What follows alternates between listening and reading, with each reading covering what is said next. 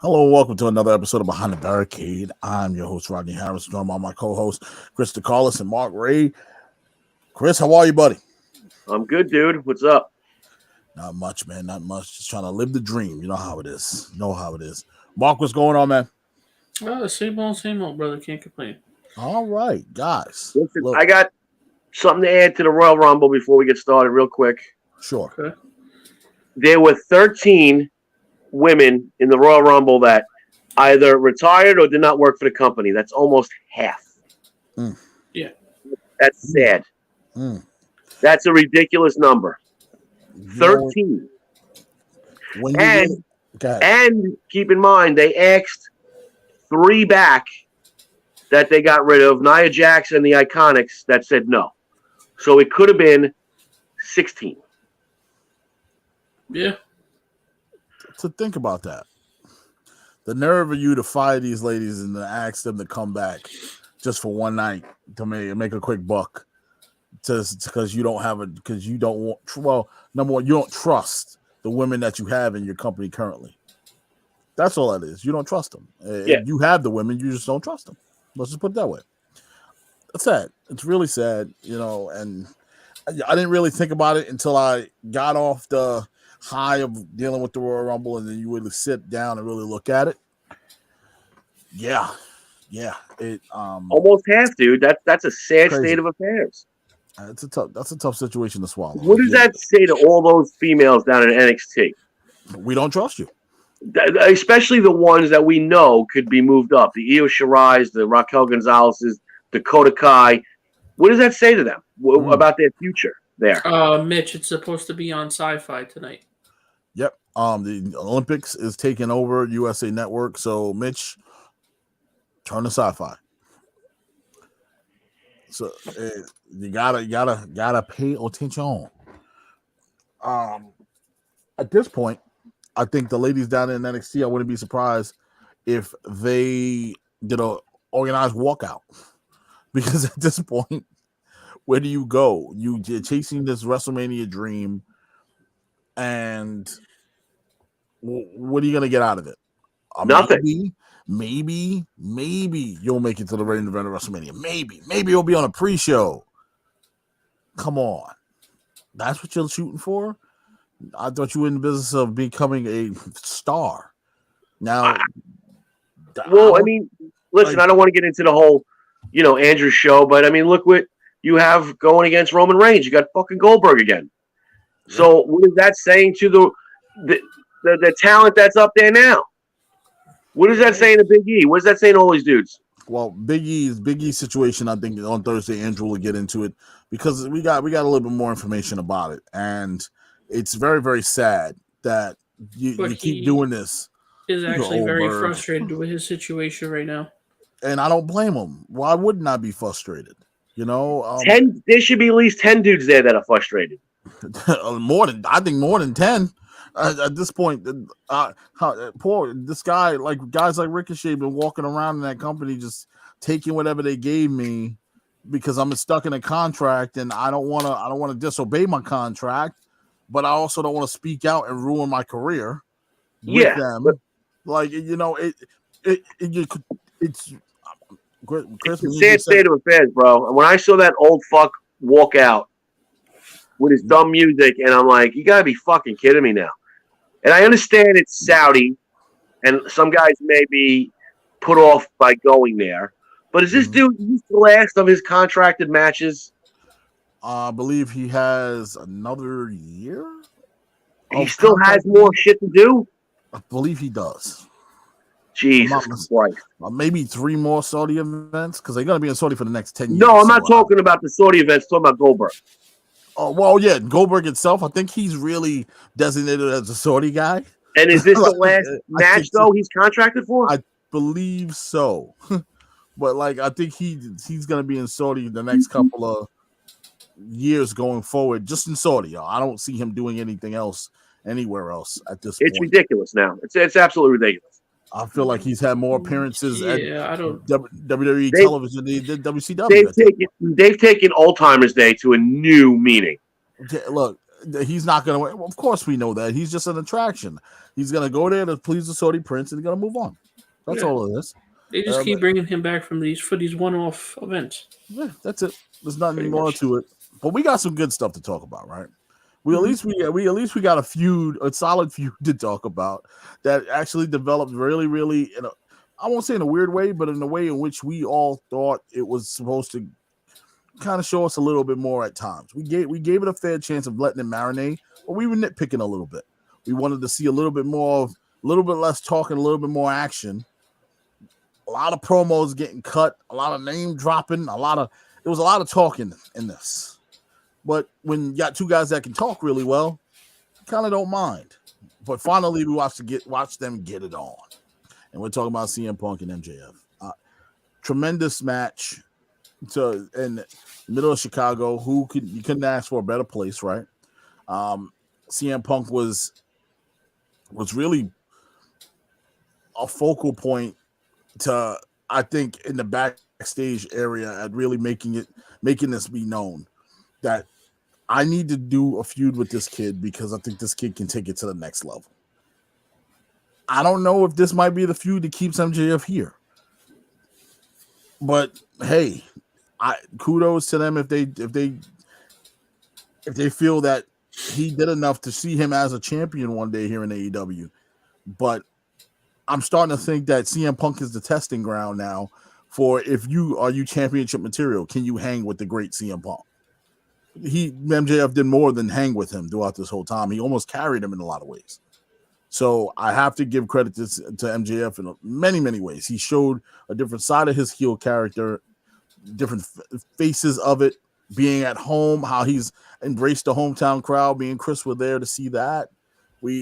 How he was able to develop as a heel over this time and really tap in to areas in which he never tapped into before. Gotta love it. Gotta enjoy it. Chris, you were very critical of MJF over this year and really saying, hey, get back in the ring. Get in the ring. Get to work. Were you satisfied throughout this feud with MJF?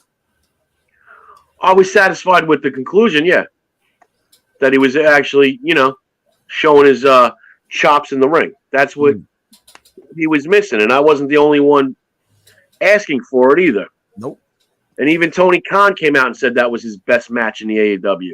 So it's about time. I think it went on a little too long. Not the CM Punk feud, but him getting his little ass in the ring and showing us what he has. But hopefully it continues. I don't want to see him just be the mouthpiece. You got to back it up. And I think he backed it. Now he's kind of you have to. You can't just go from that and then start going back to his old ways where he was just talking all the time. You have to back it up. So I was happy. And I think that you put him in a really good light of, kid, you're doing a lot of talking. Show me what you got. And you were the first person to me really call it out. This kid's doing so much talking, Roddy. I can only hear him talk for so long. How much longer can you go with just running your mouth? When are you going to fight? Because you're just talking at this point. And what it led to is a really good feud. He really did most of the heavy hittings. Like the haymaking promos came from him. They didn't come from Punk. I really don't remember half the things Punk said to him. I remember a lot of things MJF said. So those are the things that really stuck with me throughout the feud, is how he got a lot of shine. So no one can say that he didn't get a fair shake. He had a great shake here, and he really was painted in a really great light. My question to you, Mark, is as this match progressed, as we got up to this point, I should say, did you feel like CM Punk did his part on really putting MJF in that spot? And at this point, we saw the outcome of the match. Do you think this feud is over?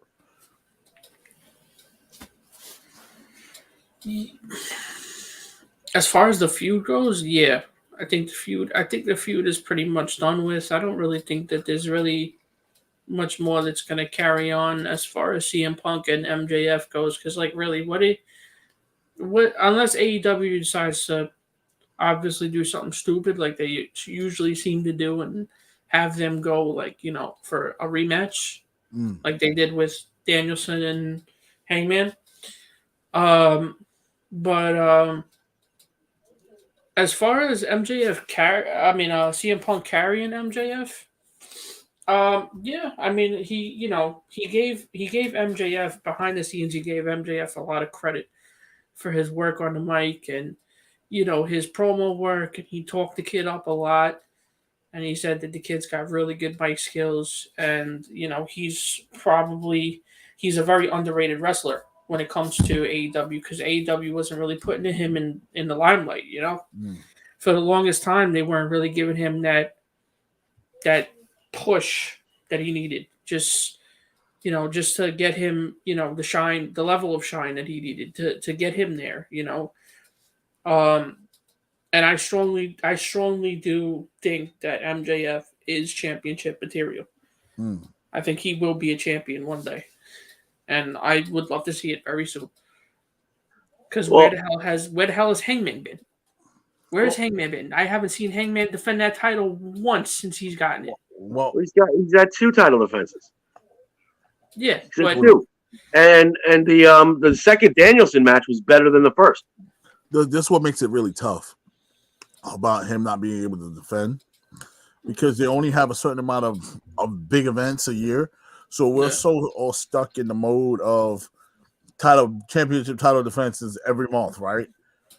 They do these highlighted specialty events on a smaller scale, but have their champion defended on there, which is fine. That's an old school way of doing it, because the champion never always defended his title at every single event.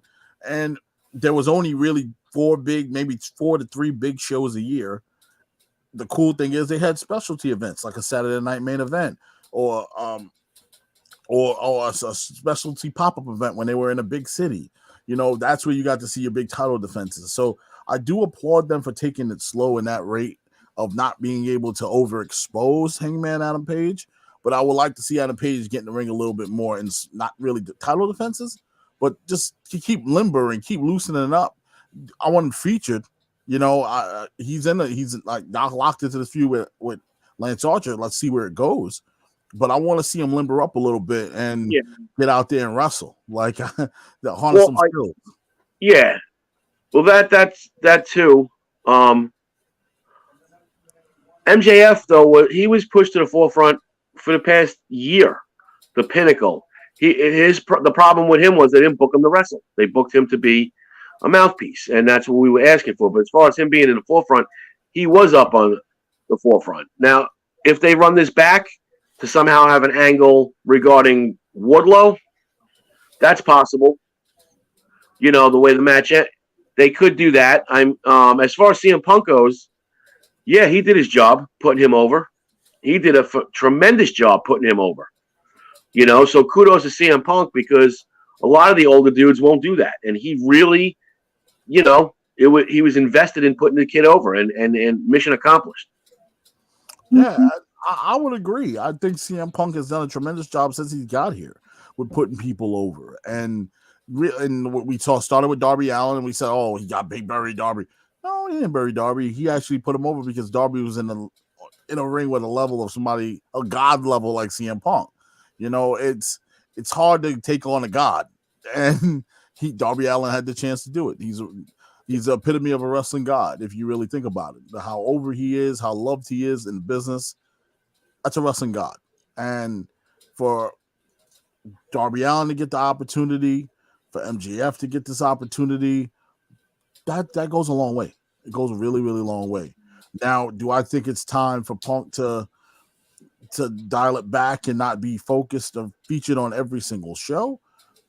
Yes, I do. I think there's other things that Punk can be doing for you, other than going out there, sitting in the middle of the ring, cutting the promo, and setting up the next one and the next one and the next one.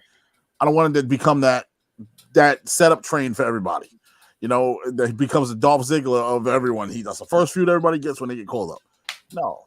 Let Punk do his thing. Well, I think he has. What other young guys need the push? Like mission accomplished with who he's pushed. Absolutely. And now maybe it's time for him to go start chasing a title or doing whatever.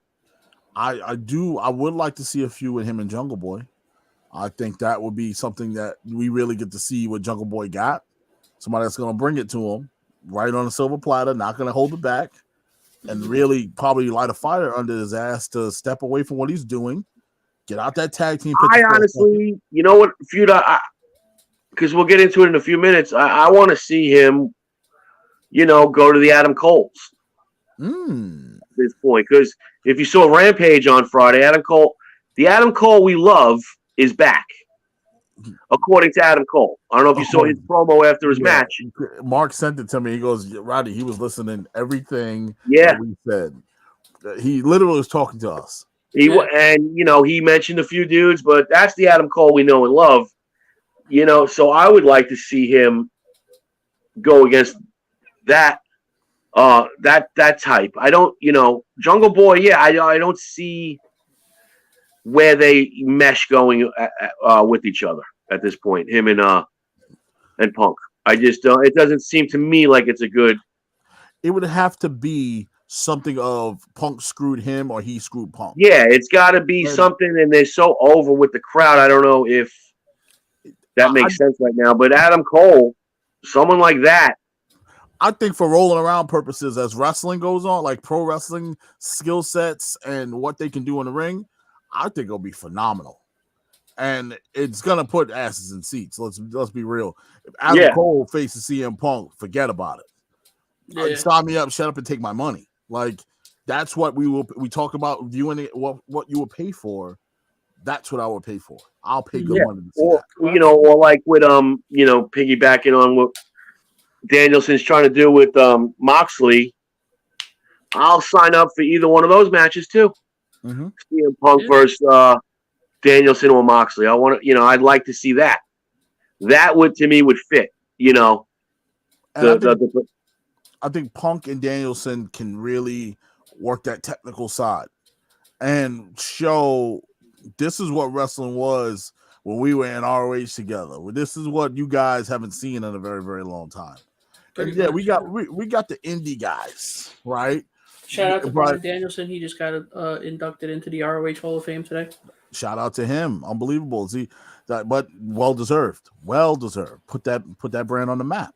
Thanks. You got to give credit where credit is due, right? The man's having a phenomenal first year in AEW so far. I think he's been great. I think he's practically been the best thing they've had. I think he's in the best shape of his life right now. Best shape of his life. He looks great. I think hands down he's been the best thing they've had since he got there. The man has not missed a beat. I don't think many people have talked about him, or really. I think he's flying. Missed a beat. He's actually raised the bar. Yeah, like people say, "Oh, he took time." His age. I don't want to hear nothing about age. He proved to everybody age don't matter. I'm really, really excited to see where AEW is going to go with this whole him and Mox having a faction thing, because even Mox's wife came out and told him, "You better listen to that man." Yeah, because listen, she wants to see it too. Oh, I think it's a done deal. That's going to happen, and I can't wait to see what spawns out of it. Because, like we said, you have Cole angles, you got to see him Punk. You got a lot of shit you could do with these dudes. I want to talk about that for a second, because I have a really cool question. I think we can have some fun with. The finish to the MJF CM Punk match ended with him, of course, using the Dynamite Diamond Ring, laying the knockout onto the CM Punk, which rolled him and got the pin. Hey, heel's gonna be a heel. That's what heels do. They use cheap shots. I'm cool with it. So a lot of hoopla was like, "Oh, he couldn't beat him straight up." No, he couldn't beat him straight up because he's a heel. He's gonna use everything possible to win. He never said he's gonna beat him clean 1, 2, 3 in the ring. He pinned him 1, 2, 3 in the middle of the ring. He did. So you can't say he didn't. And of course, for storytelling purposes, for all you marks out there, he's a heel. Yeah. Would you rather him? What would you want him to do? That's what he's supposed to do. Hit his finisher and then CM Punk lost straight up to no, he did what he was supposed to do. And that dynamic with him and Wardlow is really starting to come ahead. And we obviously know that's coming up next. That's right in the wings. And 100%. I can't wait. It's gonna be so much fun. because I finally get to see this guy really show who he is. And that's where I think CM Punk comes back in. Helps out Warlow. Yeah, somewhere like that. Yeah, I think you'll see him. So I think Sean Spears and them are going to jump him. They're going to jump him. Yeah. Because he's too big, and of course MJF can't handle him by himself. They're going to jump him, and they're probably going to leave him bloody in the ring one episode of Dynamite or Rampage. Punk's going to come out there for the save. It's going to set up a tag team match, something like that, or a handicap match where Warlow and Punk take on the Pinnacle. The Pinnacle. Yep. And hey, I'm cool with it because finally we get to see a big guy in this company get some love and some shine. I think it's time. I think it's really time to do that. Tap in. Now, the question I have for y'all. What do you guys think? Faction starts. Punk. You got faction started. Mox Danielson. What's the name? It's got to be something that hits hard. You got to hit hard with it. You can't. I didn't even think of that yet. Like, I've been having so much fun thinking about the possibilities of things they can do. But damn it, what are you going to call yourselves? Don't come out there and call yourselves the Commanders. Don't do that. No. Don't do that. You go out there, you got to get something that hits hard. Something that's like, damn. Call yourself the Guardians either. Yeah. Put that name on a you got to be able to sell t-shirts, guys. Remember. So it's you got to be able to sell t-shirts, towels, whatever, merchandising. What would you put on merchandising wise? Pinnacle stunk. Probably the worst faction name I've ever seen in my entire life. What are we doing? How hard can we go? Because that's the American Dragon. Right? Mm-hmm. Maybe they don't get a name.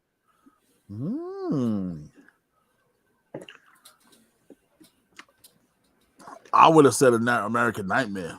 But the problem is, somebody already deemed themselves the American Nightmare. I thought that would have been a cool faction name.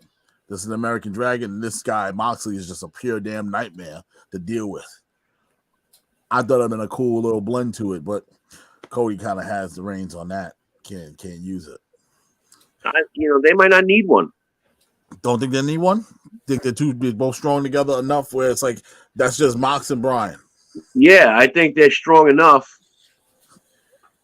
Damn. All right. I was thinking about it at work. I'm like, yo, what can they name themselves, man? Yeah, I got nothing, dude. Yeah, I'm trying to came to many possibilities. I'm trying to combine like their finishers together and like it's not nothing I came up with. Nothing I came up with at all. Yeah. I shout out to Daniel Bryan, y'all here teaching flying knees to people. I watched a video of a UFC fighter at a press conference. Homeboy ran and did Daniel Bryan's finisher right to the homeboy's face on the damn podium. They were sitting there. It was in Russia somewhere, and these two were supposed to shake hands, pose for the camera pre-fight. This guy ran across the stage and hit him with the flying knee. I was really knocked him out the chair and everything. I was what? Did you see on Rampage this week? John Moxley hit his WWE finisher. Yeah, go back and watch it when he was doing all those finisher moves that he was doing on Wheeler Yuta. He hit his WWE finisher. Yeah, I thought he hit a cutter. No, somebody pointed it out. Said he hit his WWE finisher. I watched it like 3 times, and then I had to like really pay attention. I'm like, wait, where did he hit it? And then I was like, oh shit, he did. I thought WWE finisher was always double arm DDT. Yeah, it was. So I believe he hit it at some point. If I'm not mistaken, I might have to go back and watch it again. But I found the video. Isn't the paradigm shift just the double arm DDT? It's like that, but it has like it's different. Yeah, like I know in WWE he used to sweep his leg before he dropped you. Yeah, but the paradigm shifting kind of lifts you up a little bit. Yeah, he picks you up a little bit. Yeah, like an Edge-O-Matic. All right. Yeah. Because I remember Foley was like, let me see. Damn, he hits the double arm DDT better than I do. Now, I used to love watching Foley hit that double arm DDT. Put the chair down, lay you down, knock you right out with that bad boy. Ooh. Yeah, I saw him hit the cutter. I gotta watch that again. I didn't see him hit that. I'm gonna watch it back. I'm definitely gonna watch it back. Good catch, though. Good catch. There was some news that broke this week. About Tony Khan sending out a tweet, announcing who's going to be debuting at, I believe, Dynamite, or was it Rampage? I think it's Dynamite. And he spoke a little bit about, hey, we have working relationships with everybody, and we don't mind if you got a bad relationship with AEW, you got a good one, doesn't matter. We are willing to work with anybody. He goes, so the forbidden door is always open, even if you want to walk through it or you want to slam the door in your former company's face. I want to say I'm cool with that. And I like the tweet. It's setting up for the person that's coming. Some of us have ideas. Somebody's 90-day non-compete was just up. By the way, he just got married, so shout out to him. And that big man is Keith Lee, who just got married to Mia Yim over the weekend. Had a great wedding. Mad people there. Yeah, everybody there. Shelton Benjamin was there. Damian Priest was there. Wedding was big, bro. They had a lot of people. Even Mickey Mouse and Minnie Mouse was there. I don't know what the hell they were, but they were there. It was crazy. They had a great wedding. Keith looked great, man. Looked great in the tux. He enjoyed themselves. Wonderful. And a lot of people are rumored that it's him. But I said to myself, given the history of big men in this company so far, he's not your ordinary big man. Could he be the one that breaks that mold to finally get the big guy over in this company saying, hey, I can do a little bit more than the normal big guy can do? I know for Chris, I think it's Wardlow's going to do that. I personally think it's Wardlow as well. Yeah. But I'm only posing the question because of the hype, because everyone that loves him, not saying Keith Lee wasn't good. He was good in NXT. I'll give you that. He was good in NXT. He was over. People love this guy. And he's hella athletic for a guy that's that big. That's kind of hard to do. But a la Kevin Owens, a la Brian Cage, a la Wardlow, we see a lot of big guys that can do a lot of big things. So I personally would like to see Wardlow crack that mold. I think he can be the next to do it. But a lot of people seem to say Keith Lee is going to be the driving force that leads through that door, slams the door in WWE's face for misusing him, and really shoot to the moon in this company. Do you guys agree that Keith Lee is that man that he was talking about? No. I don't know who he was talking about. I just don't agree that he's the guy that's going to come kick doors down in the company. He needs to bring more to the table. I'm sorry. And people probably hate me for saying it. He's boring. He doesn't have that aura about him when he comes in there.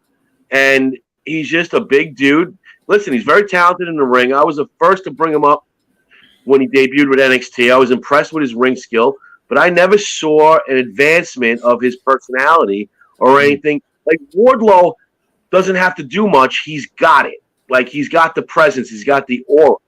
So you're intrigued by Wardlow. Yeah. Keith Lee is a pile of boring. I'm sorry. And I don't see him as, he can debut on Wednesday and we'll see what happens. But I don't see him as the needle mover. No. Fair. Okay. That's fair. I don't disagree with you, but I do feel that maybe new environment, new area of opportunities. He's already set to come to AEW, right? I don't know that for sure. I heard he was in the talk. I heard he was in the talks with AEW. I'm only speaking upon what was rumored. Okay. Rumor and innuendo. Okay. That's all I can speak to. I don't know nothing for a fact. Mm-hmm. But Mark, same question to you. As far as him being the wall breaker to the big man getting over in AEW. Yeah. To the big man getting over in AEW. No, I gotta agree with Chris.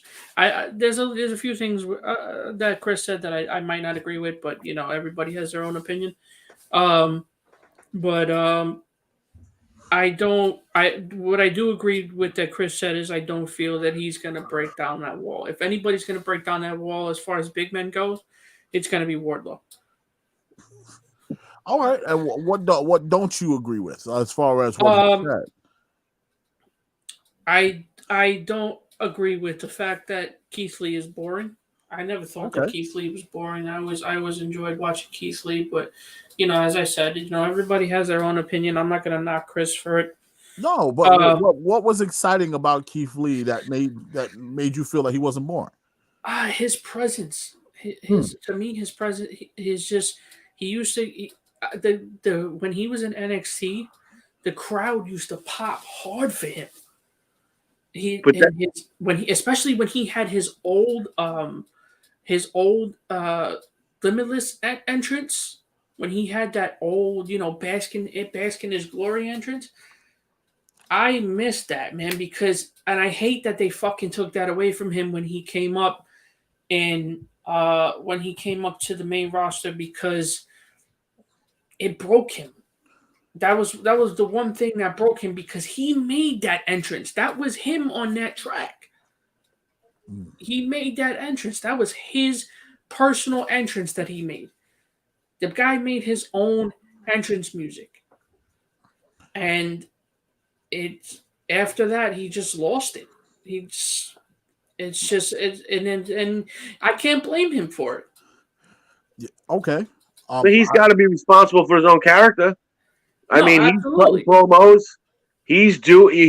He had the opportunity, and he just never progressed it. It's too monotone. There's nothing that jumps out of the screen about Keith Lee. And if the crowd popped in NXT, there was like 200 people there. And can he pop a 40,000 seat arena? No, he's not gonna. Doesn't matter what song he's coming out to. Yeah, he didn't the first year. I will give him this. I was there before the shutdown in December and got the SmackDown tickets for Christmas. He was in a dark match after SmackDown went off the air. He came out there with a Christmas hat on. Everybody pretty much left the building. It's unfortunate because they didn't know Keith Lee was coming out. So the crowd, people started running back in once Keith Bask in his glory hit.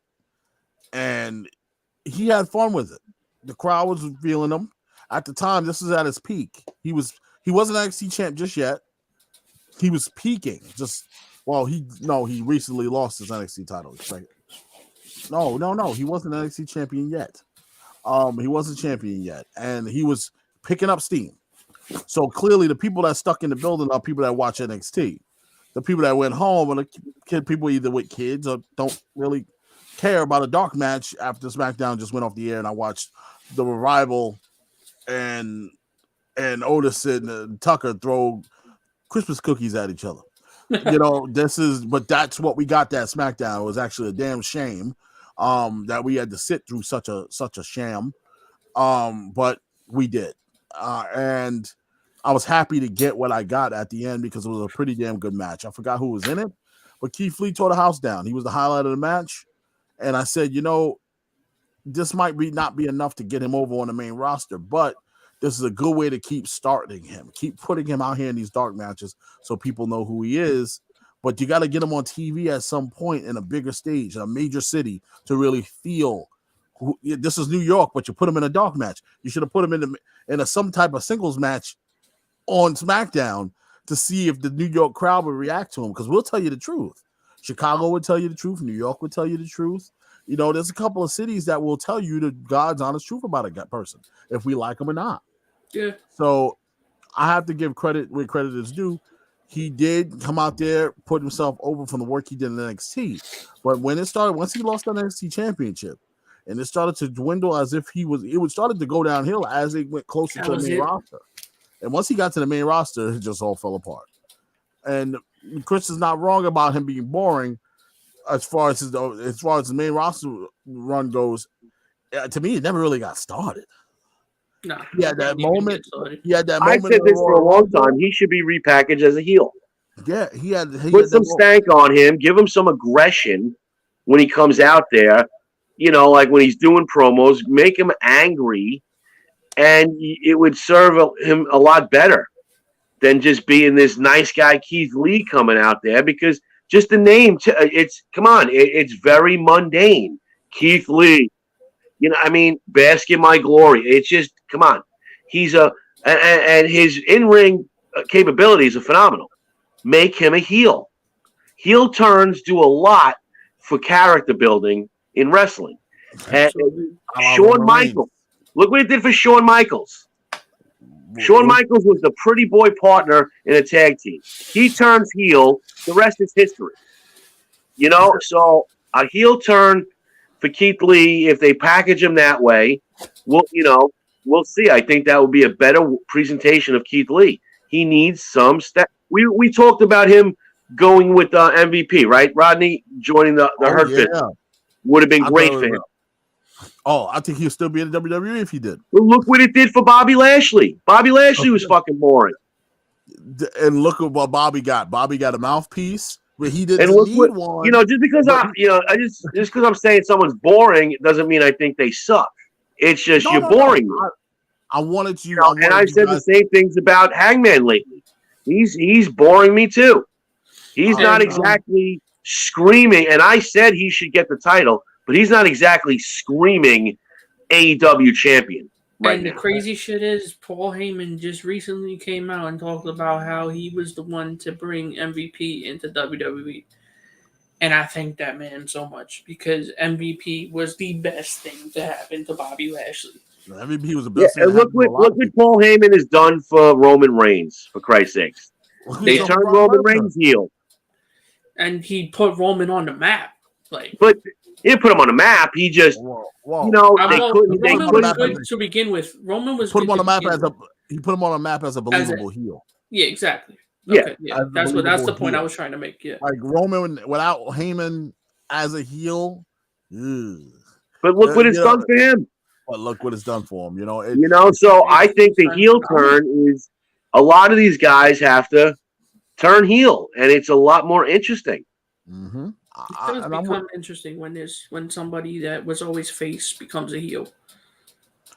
I'm a firm believer in giving Stone Cold opportunities. Look, Austin was the top tier heel, and Austin would tell you it's so much fun for him being a heel, because he loved even when he was face, he was still a heel. Yeah, that's how crazy it was. Like, he was doing heel stuff as a face, and we didn't care because we loved him so much.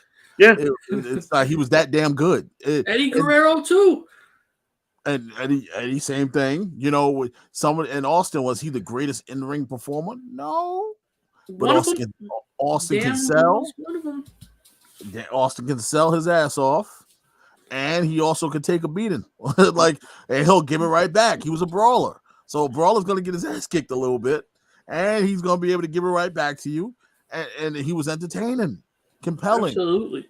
When you look, as a wrestler, I would say, for Keith Lee's sake, if you sign to AEW and your music hit, you want your music to hit hard the same way that glass breaks. Does he own rights to his original music? I believe probably not. Knowing the WWE, he probably doesn't. Yeah, because they try to really. Yeah, no, he don't probably have those rights. So God only knows. I think that should be the top level people in performance levels in pro wrestling. The Gong of the Undertaker, the If You Smell by The Rock, the glass breaking of Stone Cold. When those things happen in pro wrestling, chills go through your spine, because it's about to go down. It's just different. As a wrestler, that's where you want to be. You want that theme music to hit and the crowd just unleashes. That's the level you want to get to. Well, yeah, I was going to make that point about Austin Theory. Yes. Austin Theory's got great talent, but when he walks out, like you just said, or when Jericho with the wah, wah, wah, right? Yeah. The countdown comes on. It's iconic. Get ready. Austin Theory right now, that's what he's missing. He's missing that thing that gets him out there down the ramp, because his song sucks. Oh God, It sucks. It screams boring. I hate it so much. I mean, look at the song they made for Adam Cole, AEW. That shit slapped you right in the ass as soon as it hits. Yeah, Boom. that sounds pretty good. The crowd is invested. Boom. Mm-hmm. And that's what I'm talking about. Like when it's just you got to get some stank on some things, and Because why they try with Adam Cole's theme. They try to, if you really pay close attention, you really, really listen to it. They try to use the Shock the System beat. They try to. No, they he try said to go with that he same told style. them he told them he wanted something that sounded like Rage Against the Machine. I read apparently he's a fan of Rage Against the Machine, and he told them he wanted it to sound like Rage Against the Machine. He wanted to have the boom involved. He told them what he wanted, and they came up with something fantastic. Adam Cole feel. Like, yeah. If you listen close, if I close my eyes and just listen, I would have thought it was Rage. Yeah. If no one would have told me, absolutely. I would have thought it was Rage. I thought it was Rage in the beginning when I first heard it. But you know who says he doesn't pay his good money to have Rage redo his theme song? So, bro, if I they would. redid his theme song, If I can afford it, I would. Like when Punk asked using Kill Switch, when Punk using Kill Switch, Punk using cult of personality. When you guys gotta hit. When you hear that, the whole crowd loses their mind. Yeah, that's another one. Yeah, you gotta understand a character. Ronda Rousey using Joan Jett. Oh my goodness, the crowd goes nuts. All those assholes that Ronda, fuck Ronda, they all fucking peed themselves when she came out to the Royal Rumble. Sorry, all the fucking fanboys that badmouth the woman. As soon as that fucking music hit, they wet themselves. Look, I hate to admit it, even though I'm not a big fan of his. Edge's music too. Edge, they go nuts over that. The song too. Still hits, You Think You Know Me comes on, people lose their mind. So at some point you got to understand your character and keep coming in here based on what you got over there. Please come in with something. Come in with a banger. Come in with something that puts lead in your pencil. Woo! Something that comes and sets the world on fire. Puts fucking lead in your pencil. And we can laugh and say Daniel Bryan came out with his. Daniel Bryan, he shocked me with his theme because that doesn't scream Daniel Bryan, but it works. When the beat drops, you're like, oh, I can get into this. Yeah, it works. It works. That's just a whole bop, bro. It's really good. Like I used to say, Kurt Angle. The greatest thing Kurt Angle could have did was redo his theme song in TNA, because his theme in TNA was 2 times better than the theme he had in WWF. Yeah, it hit harder. Look at Jericho's song. Although it's his own, as soon as that fucking guitar hits, that place erupts. Erupts. They already know what it is, and that's what you need. You need that. For the jobbers, you should be hitting. You want your song to hit like Al Snow. All you have to hear is, what does everybody want? Yeah, everybody lose their mind. For the jobbers and the mid card guys, aim for that. Guys, music plays a big part in pro wrestling. It's part of the entertainment. It's part of the package. It's part of, If your music ain't good, man, it's a very good chance I'm not going to be interested, man. I really might not. Be honest with you. I might turn the other way. Your music whack. You got to get me at the door. You know what I mean? Like, you got to really get me. And Chris might disagree a little bit with me on this. Even Hook's music. Well, he ain't going to disagree with you. Hook's music is fantastic. Well, dude, when I fucking first heard, I was like, is that Action Bronson? No, when I didn't know who it was. I didn't know who it was either. I had to really listen to it, and I was like, wait, is that Hook's music fits him. But that's Tony Khan. He'll go out there and pay royalties for those songs. And Chris told me, "No, that's Action Bronson, bro." I was like, "Get the hell out of here! Ain't no Action Bronson." He goes, "That's Action Bronson, brother." I was like, "Get out of here!" He goes, "Yep." I said, "Wow." You know what? I gotta give him credit. They knew how to had this kid make it. And it fits the kid. It fits the kid perfect. And that's why the debut hit so hard, because the music hit hard. The Titantron just saying a hook It didn't have nothing else. It didn't need nothing else. Yeah. It was just the song, the Titantron, and him walking out with a Darby Allin song. When that shit hits, you're like, okay. Jungle Boy. That was a cheesy 80s tune that just so happens to fit this kid. Put him over it fits this kid perfectly. Perfectly. The original Jungle Express theme was ass. Oh, it's too much. Too much growling and roaring, and it was just weird. It was horrible. And then he came out to this song, and at first I was like, eh. And then it grew on me so bad. I knew it. At the first that song was big when I was in high school. And then when I read that he bought it and I watched the first time he came out to it, I'm like, this is gonna be huge because it's a song that gets the crowd doing their thing, and it fits that kid perfect. I remember watching the pay-per-view with my dad when I was up in PA with them, and Jungle Boy came out. My dad was like, "Is he really coming out to that song?" He goes, "Jesus, I haven't heard that song in years." Yeah, Rodney, they used to bump this song. This was a hit on the radio. Yeah, your dad's right. Bad boy. I was like, "You serious?" He goes, "Yeah, Rodney. This was a big time song in the club. Big hit. Like you just wanted to just dance by yourself real quick with a drink. This was the song, Rodney. This was it." I was like, "Wow." So that's when Tony really opened my eyes, saying, "Yo, he really knows how to pick them. He really gets it." And Vince, ever since he stopped using that other company to make the songs, who was that band that was making the songs? It was just a couple years ago. And he stopped using them. I know CFO Dollar Sign doesn't do the songs anymore. No, but that's the one I'm talking about. Like, some of their songs are still remaining. Some of their entrances, and those are the good ones. Mm-hmm. Some of the new ones aren't so good. Like, we missed the days of Jim Johnson because Jim just had a creative mind. His mom was just he was creative as hell. The DX dudes who did DX, I know the guy passed away. Yeah, rest in peace. But when you hear that, "Are you ready?" That was cool shit. And then the flash and the graphics. That whole intro, whether you liked, I didn't like X-Pac. I didn't really care for Road Dogg or Billy Gunn. But that shit hits, and I'm like, okay, I'm watching that. I still play the remix to that with Run DMC. Yeah, that theme song with Run DMC was crazy. Triple H took it to a new level with Motorhead. Oh, yes, he did. Oh, yeah.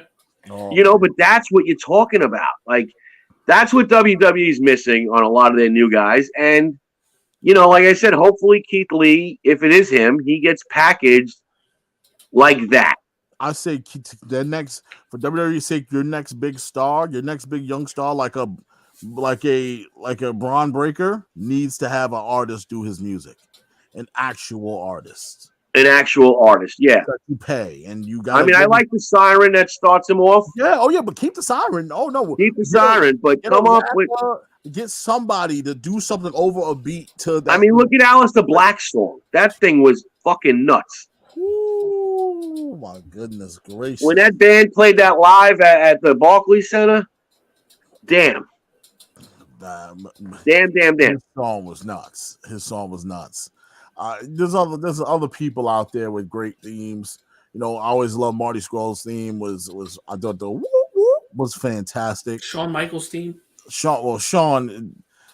What's crazy about Shawn is Shawn's theme is the classic late 80s, early 90s rock band kind of song, and it just stuck. And when the girls sung it, it sucked. When they had the ladies singing it, it was terrible. When they had him sing it, worked. That's all they needed was for him to do it because it stuck to the arrogance of Shawn Michaels. It spoke to him. That worked for him. But having the ladies do it when it first came out was terrible. The ladies Billy Gunn's original theme song. Billy Gunn's original theme song. I'm an ass man. Which, for the time it fit, but as time went along, I got some questions about that Billy Gunn. You really out here just telling people you're an ass man? You serious about this? Like, Roddy, and I know you know. Remember Val Venus, bro? My god. His theme Hello, was ladies. his theme was what? But that's another theme song that hit. If you didn't like him, but you knew he was coming out, the ladies went crazy. But they hook you. Oh, you used to love Val Venus. They hook you right in the beginning with them. That saxophone hit, the ladies up, standing up, cheering. No, he take off that towel, throw it in the crowd. Well, as soon as he said hello, ladies, he was out there. So Keith Lee, message to you, brother. If you get yourself a badass song and stop pussyfooting around the ring and be aggressive. What's up, Jessica? I love all the old music. I have WWE theme music CD. Yes, I had the WWE anthology. That's what I got for Christmas in 2002. All 3 CDs of the greatest theme songs of all time. Unfortunately, Bruce Pritchard's theme song, Brother Love, is on there. I do like the church humming. That fits. It fit. But some themes just don't hit like that. No, I'm all about like you're getting ready for a fight, and you give me a song that's getting you ready for that fight. Bret Hart's theme, oh my goodness, I don't think, but Natty ruined it for me. Natty ruined it. She ruined it. Like Bret's theme used to hit so nicely, and damn, she ruined it. Oh my goodness! Now Natty's sister can play it. Oh yeah. Yeah, then I get in. I'll be interested. Yeah, that's right. You got a point there. But man, look, CM Punk MJF, rumors about Keith Lee. But if it's not Keith Lee, who is it? Killer Cross. Killer Cross. There was rumors about that too. Yeah. Hey, but look who he's facing. He's facing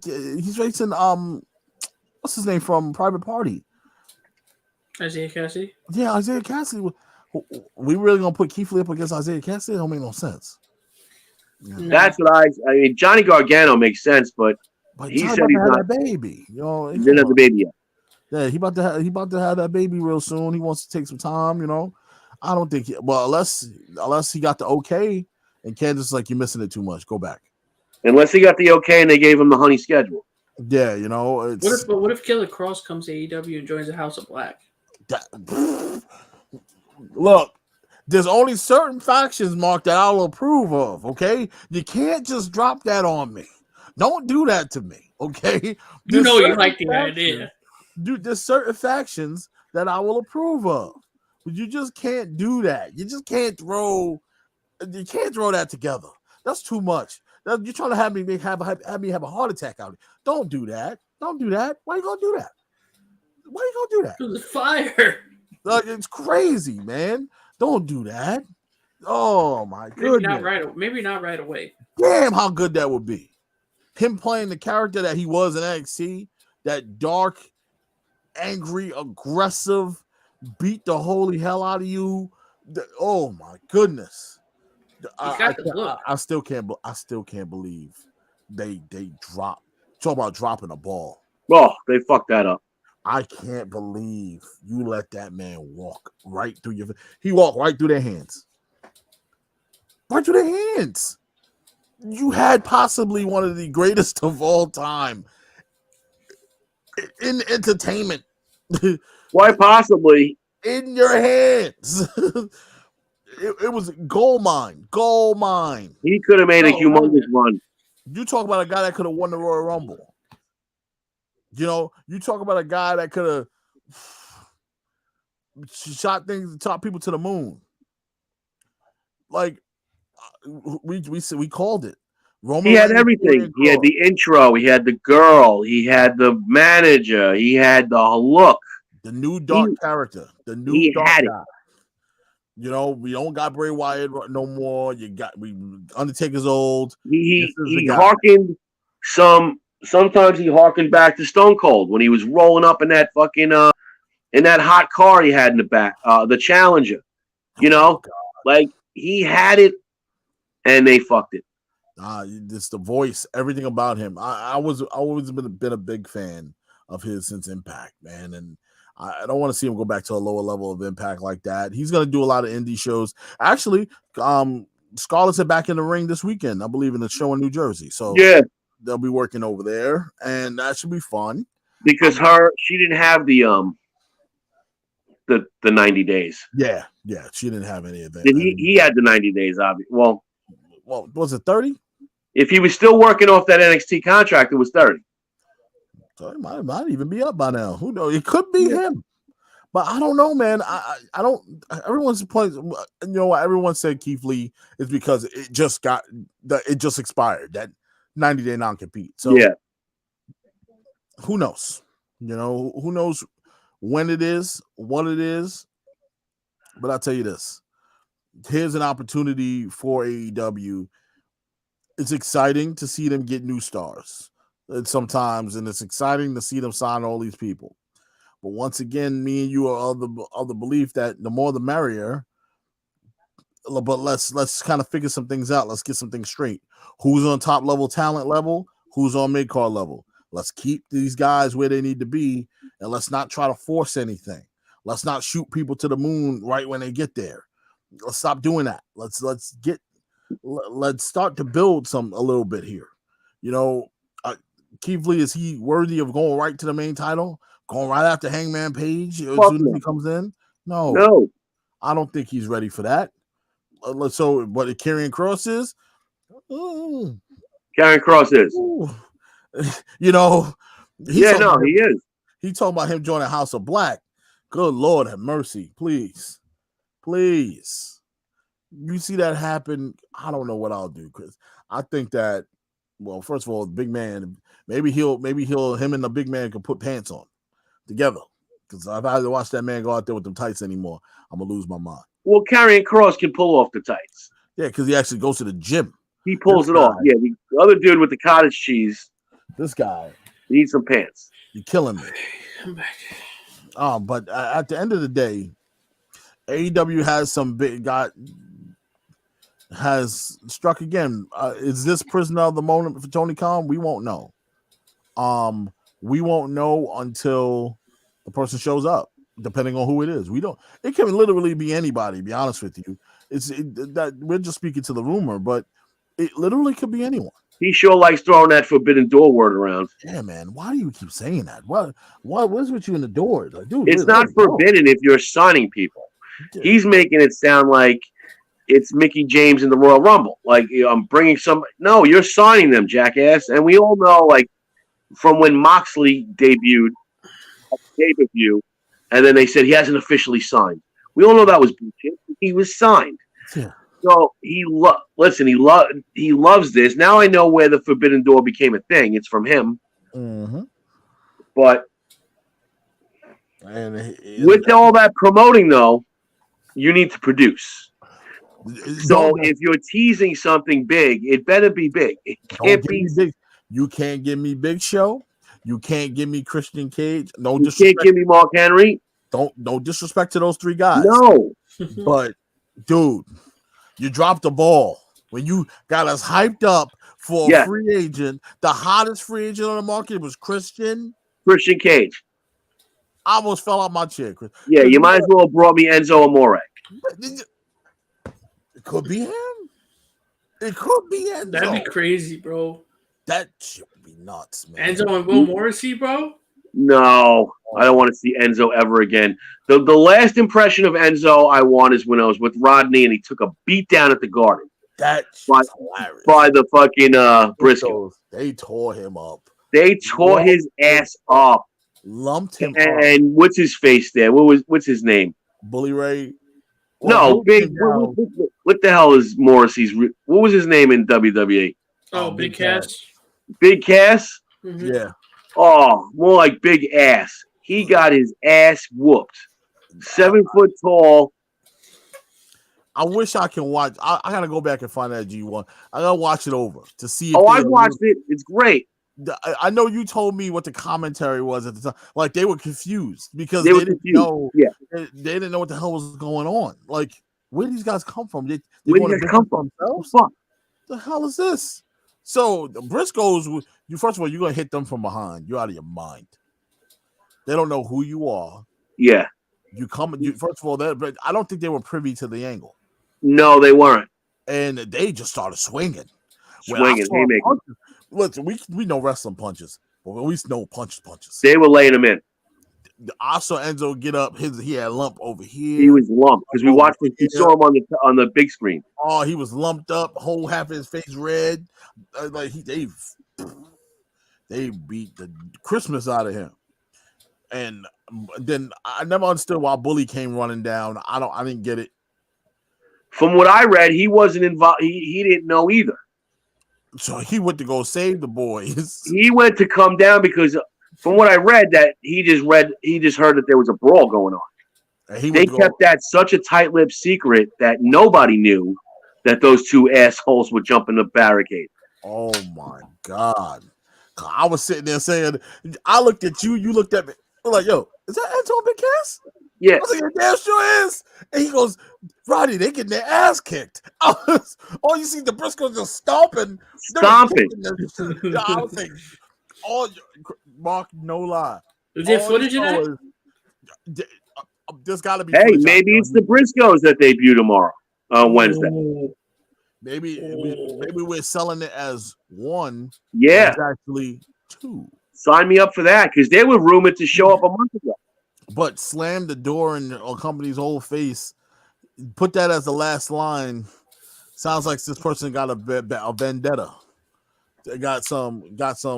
He's pissed off. This person is pissed off. Because they had that feud with FTR, the last ROH show.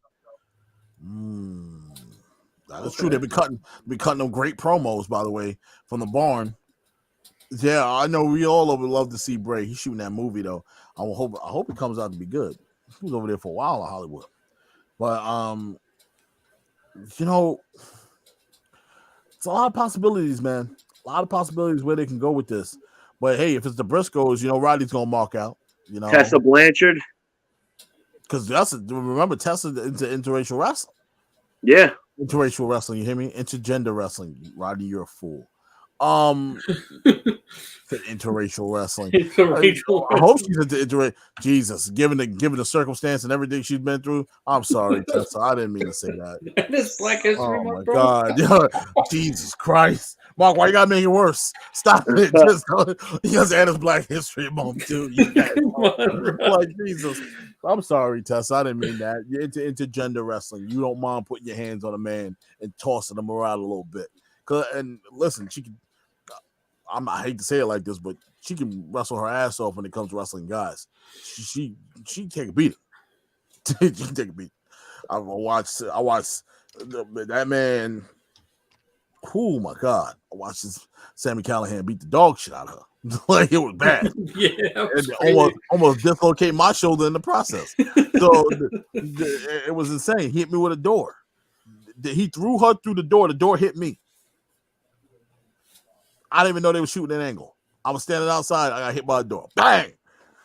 And then all of a sudden they fighting in the middle of the street, stop traffic and everything. It was crazy. But nonetheless, I don't know who it is, man. I'm excited to see who it is. Maybe it's somebody we're not even thinking about. Maybe somebody, because look who they're facing. Is it gonna be the opening match? Probably gonna be opening match. If it's somebody gotta big, be a big name. If it's opening the show, it's a big name. It better not be Marco Stunt. Yo, Marco Stunt repackaged as a superhero. Like no. Like the other company got superheroes. Now we need to have a superhero. Call him Superfly Stunt. Superfly Stunt. Yeah, that's a good name. He got a that's little a t-shirt. He got a little t-shirt. Superfly Stunt. He comes out dressed like the bunny from fucking Pets. Oh, he got a toddler superhero outfit on. You know what's crazy? Speaking of Kevin Hart's little bunny from Pets, I just realized Nikki Ash's fucking uniform color is the same color, blue and yellow. I saw a meme that she copied the uniform from Secret Life of Pets that the bunny had. It literally is the same outfit. Not even the same outfit. Same eye stuff and everything. It's hilarious. Snowball was and any more final thoughts on AEW before we move on to NXT? I got Yeah. Got nothing. All right. Oh, I redact what I said before about that whole John Moxley using his old finisher. I just rewatched the video. Don't even bother watching it. I just rewatched the video. So it was just a paradigm shift, and he hit it. It was just a paradigm shift. Somebody thought that he hit the Dirty Deeds, and I rewatched it, and I'm like, maybe when he did that shit with Wheeler Yuta on the apron, but if so, he did it backwards. He had him facing. Backwards. His head was under his arm, but Wheeler did like a death drop. Yeah. It was like a scorpion death drop. Bang! And he hit a cutter. Yeah, no, I saw that. And so but it was just a paradigm shift. Yeah, it was just a paradigm shift. Look, I'm at the point where anything he does right now, anything he touches is probably going to turn to gold. So Really, you just sold the shit out of it. Oh, come on! You think that kid ain't gonna sell for John? He went straight up. What? Landed. He's selling his ass off. You want to know why? Because that man gonna make me a star. Tonight is my night to shine. I'm wrestling John Moxley. I'm going to sell my ass off for him, and I'm gonna get over by just selling. That's what he was thinking. I guarantee you. I'm wrestling John Moxley. Sign me up. That's one way I'm gonna get over, man. I'm wrestling one of the best in the world. I'm not gonna complain. First of all, I'm on TV. I'm wrestling one of the best in the world. I'm gonna take every bit of this and own it. Show all my craft, all my skills. So shout out to him. It wasn't a match that I was like, oh God, this is gonna be great. No, it was a good match for him. Yeah, and it was absolutely. a good match for him to showcase his talent against a top level star. So shout out to Will. Shout out to him, man. NXT guys, the last couple of weeks of NXT have been a bit, but other than Braun Breaker, I didn't know Braun Breaker knew Spanish. But apparently, he does. I don't know his background. Maybe he's part Hispanic. Anybody know? Gotta look that up. Maybe his mom. I don't know. You never know. He probably got a little Spanish in him. But he was out here throwing out Spanish words and whatnot. It was a lot of fun watching him the last couple of weeks. He really starting to get used to being in the spot that he's in. And I have to say, Toxic Attraction come on now. Come on, what more can I say? Oofa. Say about Toxic Attraction. I got Saray out here playing with compasses. I got a whole woman that Wendy used to Q. Wendy Q. Yeah, Wendy Q. Is it Wendy Q? What's the name? I think it's Wendy Q. Is it Wendy Q or Wendy Chu? It's Wendy. I think it's Wendy. Wendy Chu. I think it's Wendy Chu. Wendy Chu. Can we give her the most generic Asian name we could possibly find? She wrestles in fucking feety pajamas. Wait, hold on.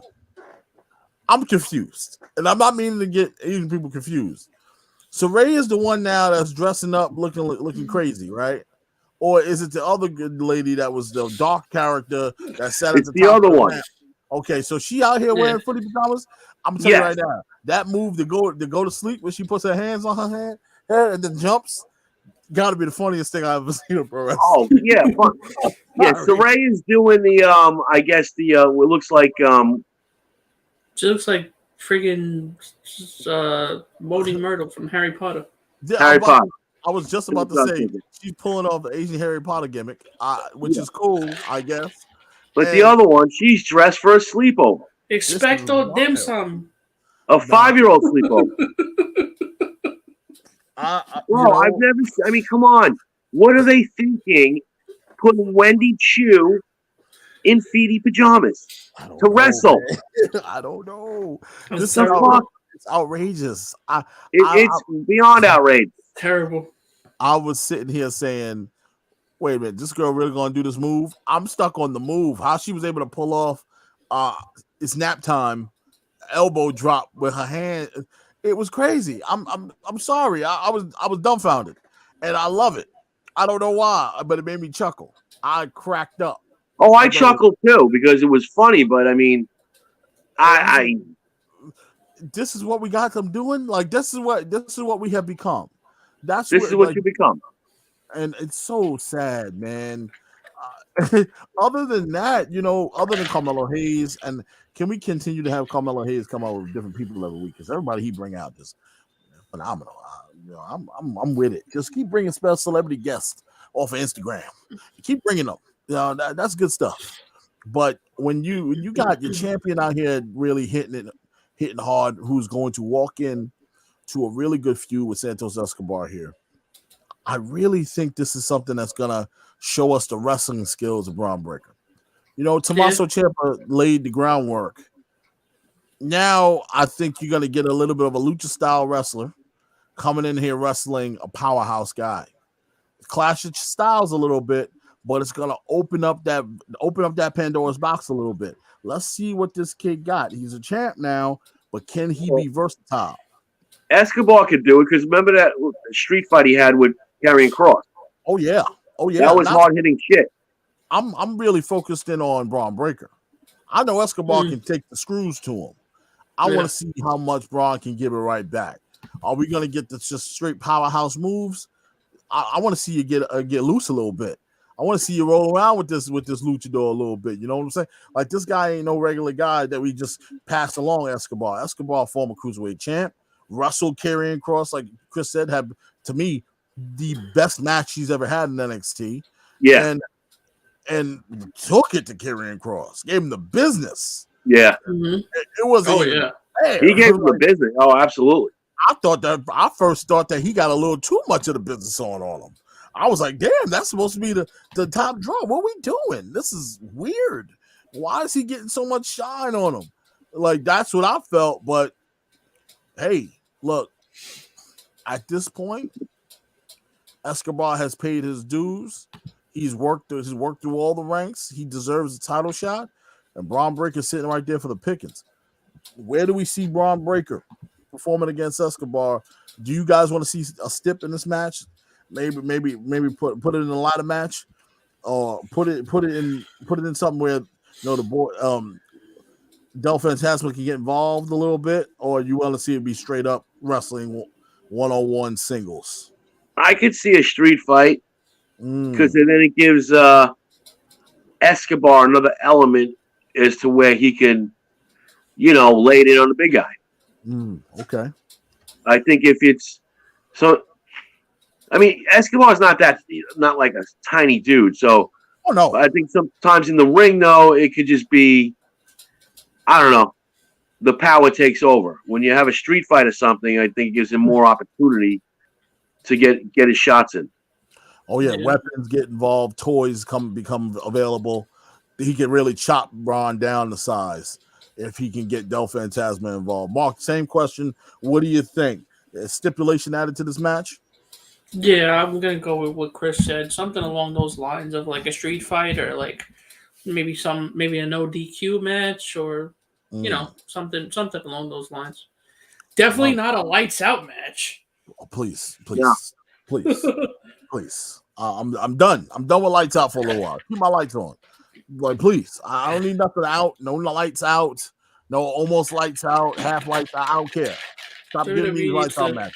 I'm over it. Wrestler needs to turn into Motel 6, bro. We'll leave the lights on for you. Like, seriously. It's gotten out of hand. Everything's lights out all of a sudden. Just keep the damn lights on. I don't got no time to be playing no games with y'all. Now, I personally think that I would like to see them go one-on-one. I think Braun, to the point that Del Fantasma will get on Braun's nerves too much, where they put them in a cage. And he likes cage matches. They like putting them in that setting. They think it's really, I think it fits that arena a little bit. It does, yeah. That could be cool. Do well there. It's a good look. That could be cool, yeah. And I don't mind seeing Escobar toss Braun up against the cage. He can still use it to his advantage. You'd still have Del Fantasma lurking. They'll have to climb up and cause distractions, try to get in. Hey, maybe just a feud doesn't end. You have somebody debut. Somebody you got up and coming interfere in this match where it ends the match for both guys. Or you can go many different directions here. But I do feel that you got to make Escobar look good here. Yeah, absolutely. What I mean by that is he can take the L, but don't let him take the L like a punk. Yeah. Let him take the L like a champ. Let him look like he put up a fight. Yes. Yeah. Make him look good. Absolutely. And no squash. Yeah, don't put him in there with Braun breaking. Braun just runs through him in 5 minutes. I don't want to see that. Don't do that. I know Braun is a big guy, and yeah. But no one wants to see that, man. We don't want to see nothing like that. So we're gonna get what we're gonna get, and we're cool with it. But let's see where it goes. I'm really excited. I do think Braun has done a good job as a champion so far. It is early. It's still young. It's still a fresh run. I do like this feud. I do like the picking of the feud, though. They got the right person for the job to go in there, an NXT veteran, somebody that's going to really take it to him. It's not a young person. It's not somebody green where he's working with somebody that barely got experience in there. No, he's working with somebody that has a ton of experience, got a full established character, has a faction behind him, and basically should have been called up already, in my opinion. Pretty much. Yeah. But I'll take it for what it is because I know I'm going to get a damn good match out of it. So kudos to both men. I think it's going to be fantastic. Now, one of the cool parts of it is I got to start the show off with Imperium, man. Come on. Yeah. Who doesn't? Who doesn't like Imperium? You talk about dun that music hit. Rodney stands to attention. Hands behind back, ready to go. Come on, boy. Gunther came out. He's even got Gunther on his shorts now, on his trunk. In the worst font possible, man. Yeah. Come on. I was like, look, if I gotta call him this name, can you put it in a better font? Like bubblegum font. Who made this? Like put it on him and spell it the German way. Like make it fun. Don't it's so generic. That's how he says it. That's how he pronounces it.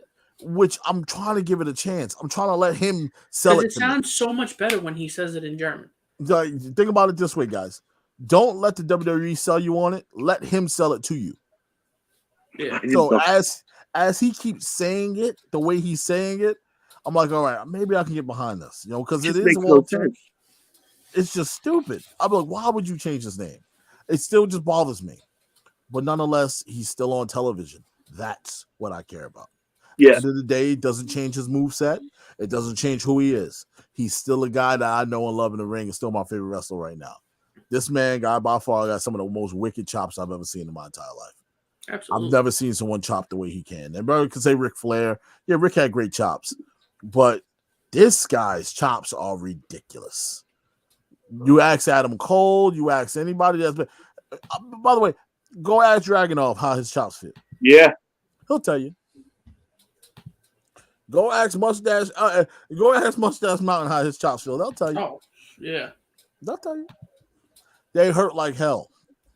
And he makes it feel so real that and I'm not saying that he's not hitting these guys for real. He makes it so damn believable that he just broke your chest cavity. That's how good he is when it comes to striking. And he is just the epitome of what you want your champion to be. A mean, angry individual who just ruthless. He doesn't care about you, about your feelings. He's not here to talk to you. He's here to hurt you. And I believe every second of it. And I take it in despite his name. He's still the same guy. What I loved about this was Diamond Mine. You put Diamond Mine in the ring with Imperium.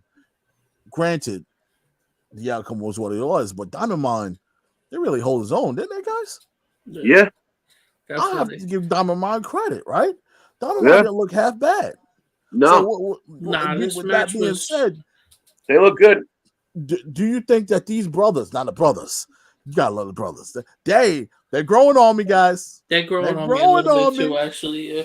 I'm digging it. I was really not liking Diamond Mine, and then I watched that match last week with them in Imperium, and I was like, okay, these guys got something. They've grown. Chris used to say it all the time. You want to find out what you got? Put them in there with the best. Yeah. And when you put them in there with the best, this is what you're gonna get. Imperium brought out the best out of Diamond Mine. And granted, it wasn't the greatest, super duper great. No, it showed a different side of Diamond Mine. Like they will do anything to win. Yeah. And the Imperium will do anything to win. But we already know what they are. What are you? They have a great manager behind them. He gets a little annoying sometimes, I must say. But they have a really good unit. It works. And I think cutting the weight, I know dropping one member off the team, he wasn't really doing much anyway. So it really didn't matter. No. Now you can focus in on what really matters. You got a young lady in the team. You got these two brothers who are killing it. You got Roddy. So you can really make this go a long way. And I'm happy to see where this goes for Diamond Mine after this. What are y'all guys' thoughts on Diamond Mine in this match? And what are you guys' thoughts on these brothers, man? I know I call them 2 jars of mayonnaise. Boys need some vitamin D in their life, but they'll get there. Hopefully they find a tanning bed somewhere. But they need it, though. They need it. They live in freaking Florida. They just go outside. One of them, look, man, he's pale. Oh, my goodness, he is pale. They got some color in their singlets now, so it's a little better. Yeah, the outfit's getting. I need knee pads. Anybody got knee pads? I need knee pads for them. They missing knee pads. I don't like guys without knee pads, man. It's a hate when Cesaro did it, but I'm like, Cesaro, you got the thigh wraps, but knee pads. Where your knee pads at, man? At some point, I do see these guys being NXT Tag Team Champions. I feel it. What do you guys say? Yeah, I see it. For them, it's good because WWE's not. We all know WWE's not really too keen on putting over big men. So you have 2 big men in a tag team. Really, the only 2 big men that we have right now in a tag team is the Viking Raiders, and that's really it. And but these kids got potential. They're 2 young dudes. They are brothers, right? They are actually brothers, right? Yeah, I think they're real brothers. Yeah. So, you got these 2 guys. They look like 2 college jock wrestlers. They just got this kind of badass look about them. But as Rodney said, give me the knee pads.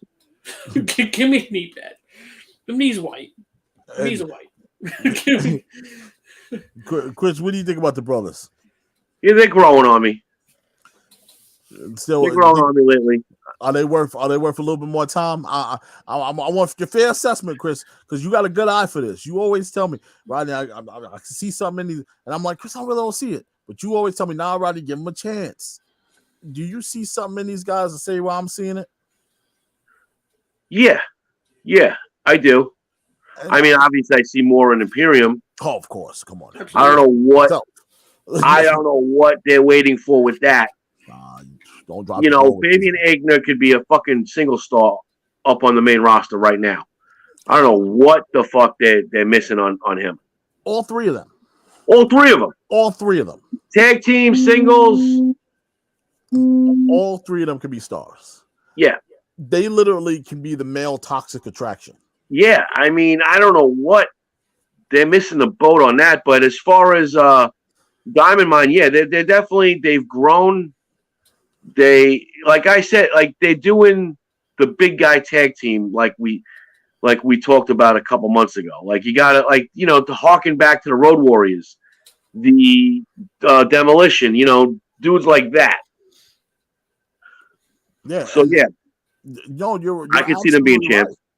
You're absolutely right. And it's time that you start to homegrown some tag teams. The tag team division has been a joke. Yeah. For months, years, let alone years. Let's not talk about months, years. Finally, you're actually putting some stock into your tag team division. These 2 right here, homegrown. So I don't want to hear nothing about the indie guys. Yeah, homegrown. They got no complaints. I don't want to hear nothing. These 2 guys right here, they got it. They got it right now. Let's see if they keep it up. I need to see them in this Dusty Classic. I think this is theirs to win. I would take the singlets off them. Take the singlets? Yeah, I would put the pants on. like the Legion of Doom pants, like something like that. I think they would look a lot more menacing than they do with the thing. Like I'd like to see them get away. I mean, I get it though. The whole Diamond Mine shtick is like this little like MMA group, whatever you want to call it. But I would like to see them get away from that scholastic, thing. And because they do it, you got it with the Alpha Academy, right? They got the singlets. I'd like to see them with some straight up wrestling pants. Change the look a little bit.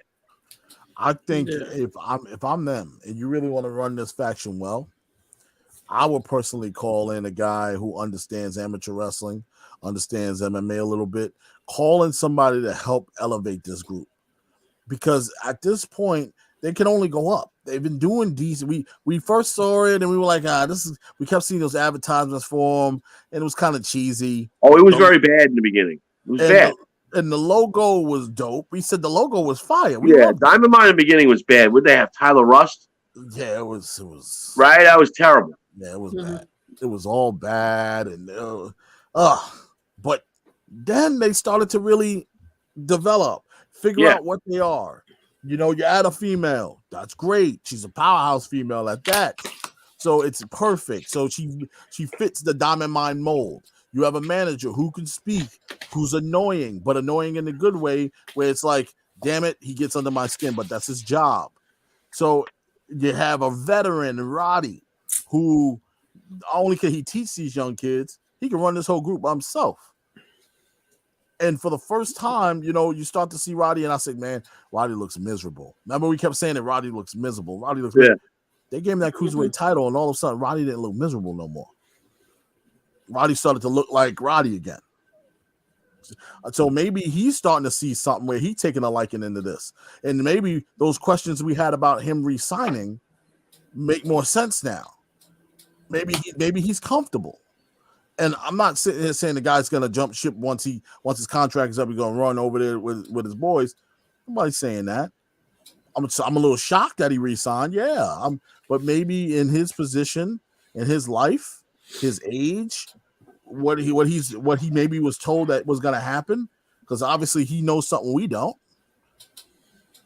How about that? Yeah. Look how it turned out for him. I think it's time to move Roddy on to bigger and better things. I think Braun Breaker's right around the corner. That's where I see Diamond Mine going, but they got to have one of these people take a title. Somebody has to hold a belt for everybody else to get a belt. Yeah. That's the tough part. So winning the Dusty Classic might just elevate one of them. That might be the team that wins it. Yeah, I got the boys right. I got the brothers winning. I think MSK, you had your fun. It was cool. You had a flippy. No disrespect to 2/3 of the Rascals. Love you guys, but you had your moment. You had your flippy moment. Shit catches up with you if that's all you have.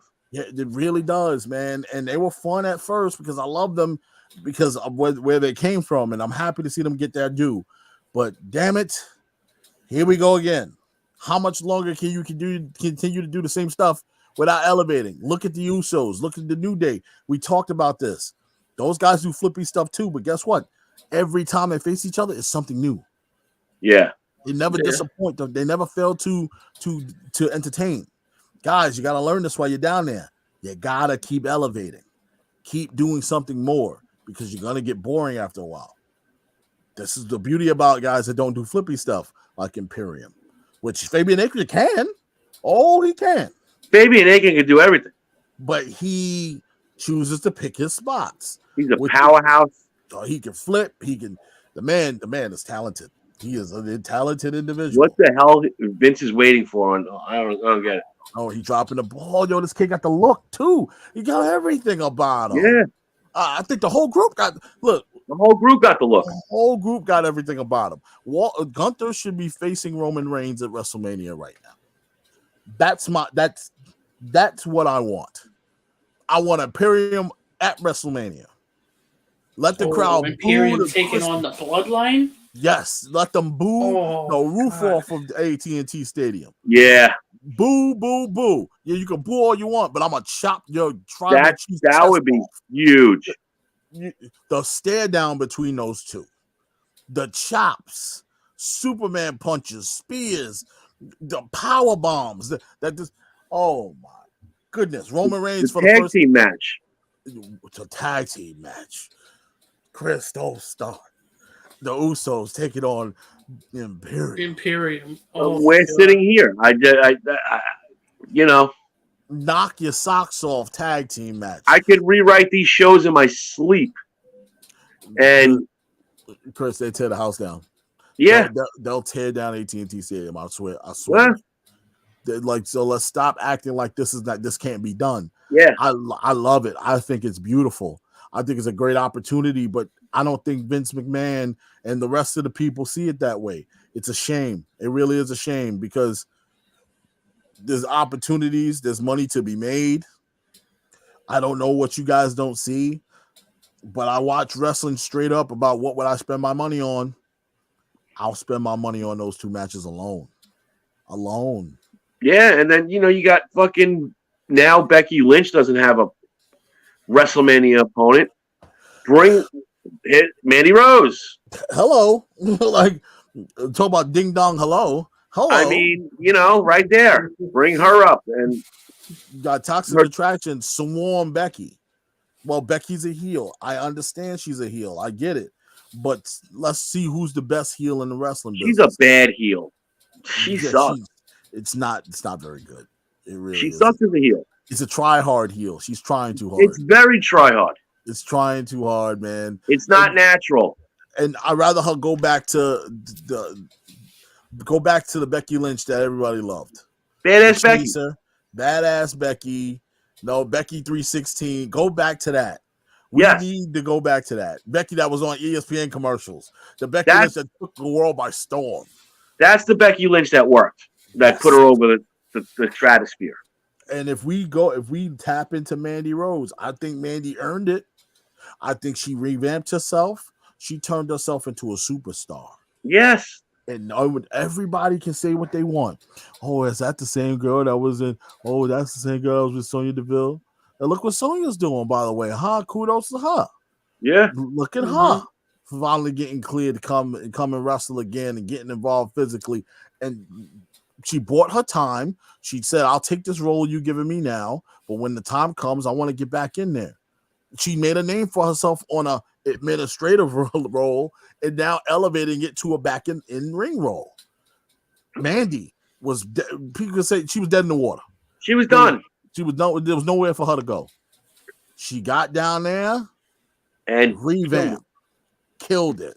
This is the best thing I've seen in a long time in a women's division. Yeah. Since we talking about Becky Lynch, Charlotte Flair, Bayley, and Sasha Banks really coming up and making noise, this is the best thing I've seen. Yeah, and she's got the two with her. I mean, I just don't get what the fuck they're not seeing. We just fucking gave you how many fucking matches for a WrestleMania that you don't have that would be interesting, but we're gonna, but we're still rolling out Goldberg and this garbage.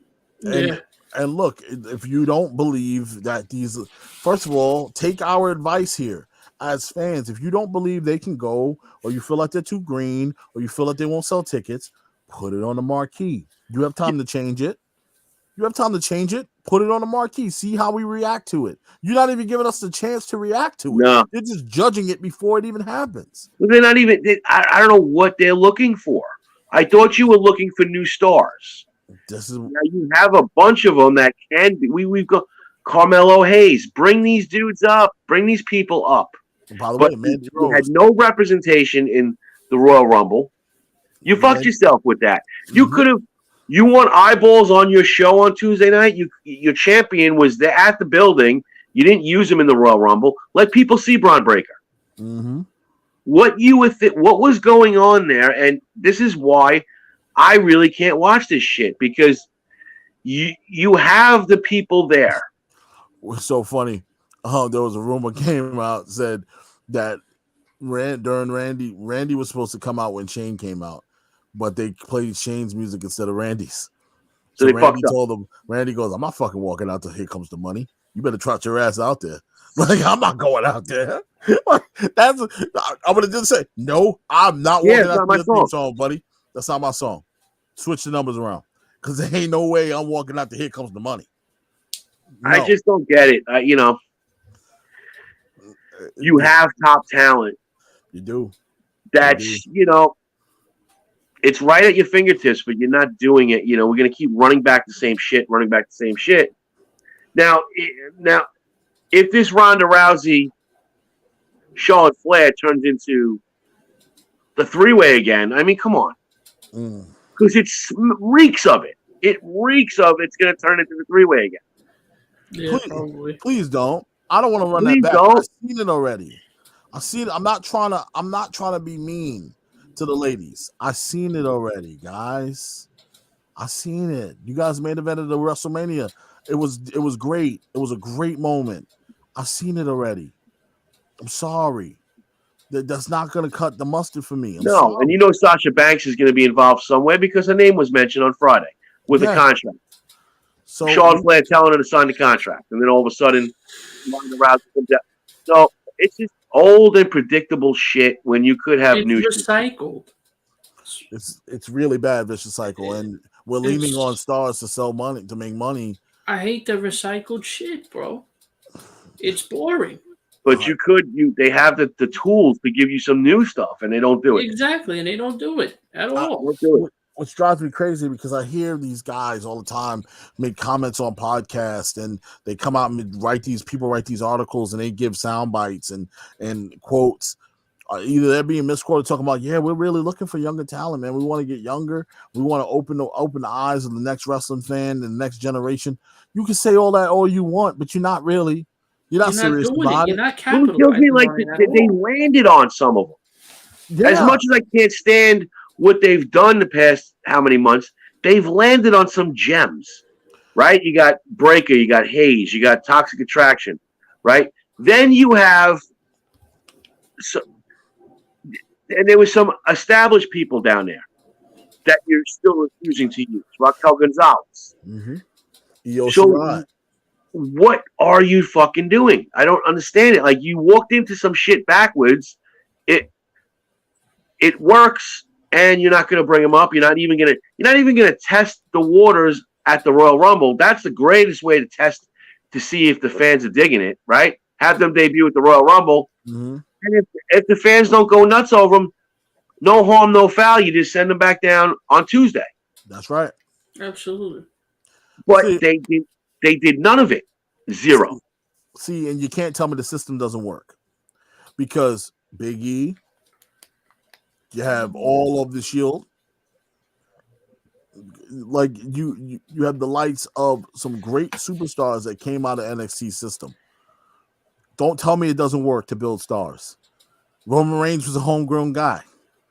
Now he's the top star of your company. Yeah, it works.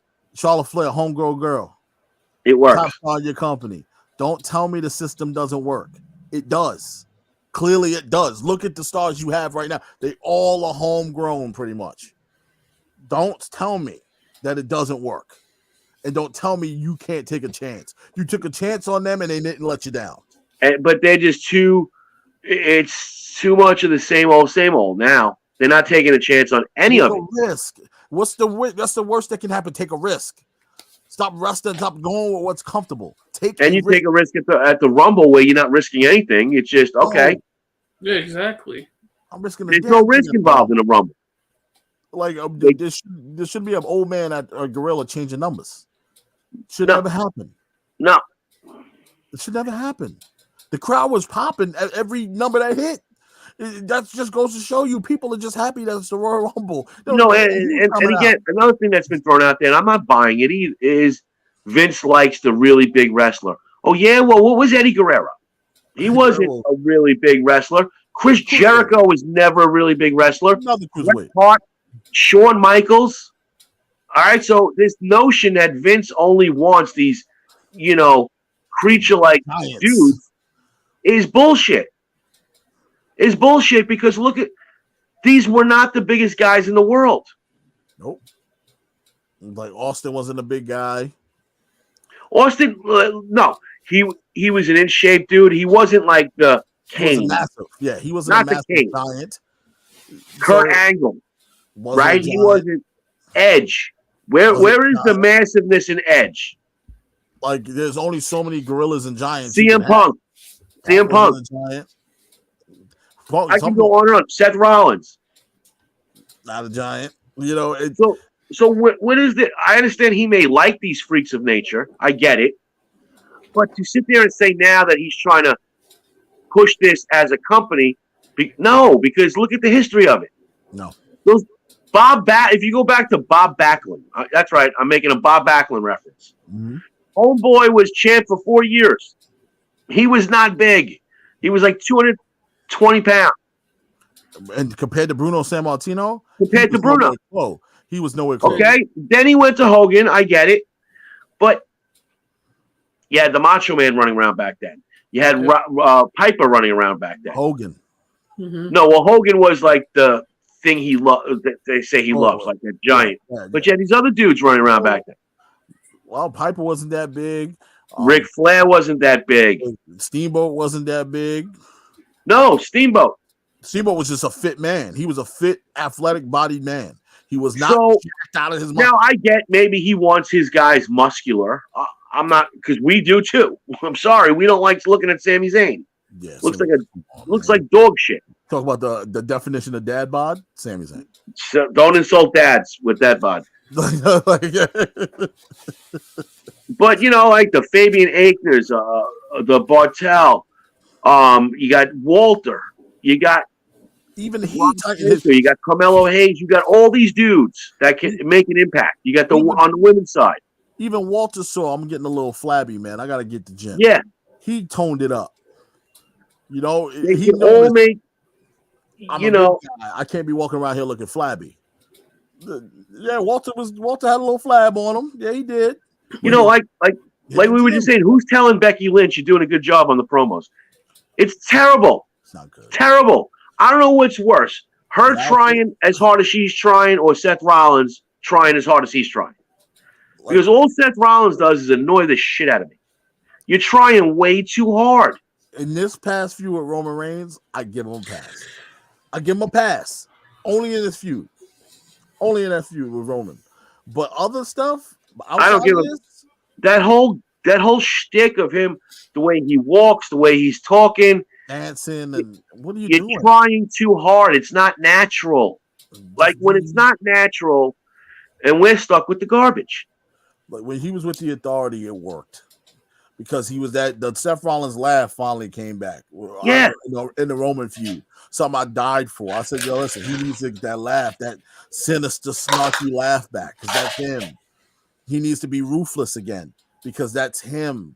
Like, this is the guy that threatened to snap Edge's neck on Monday Night Raw. Yeah. We need that guy back.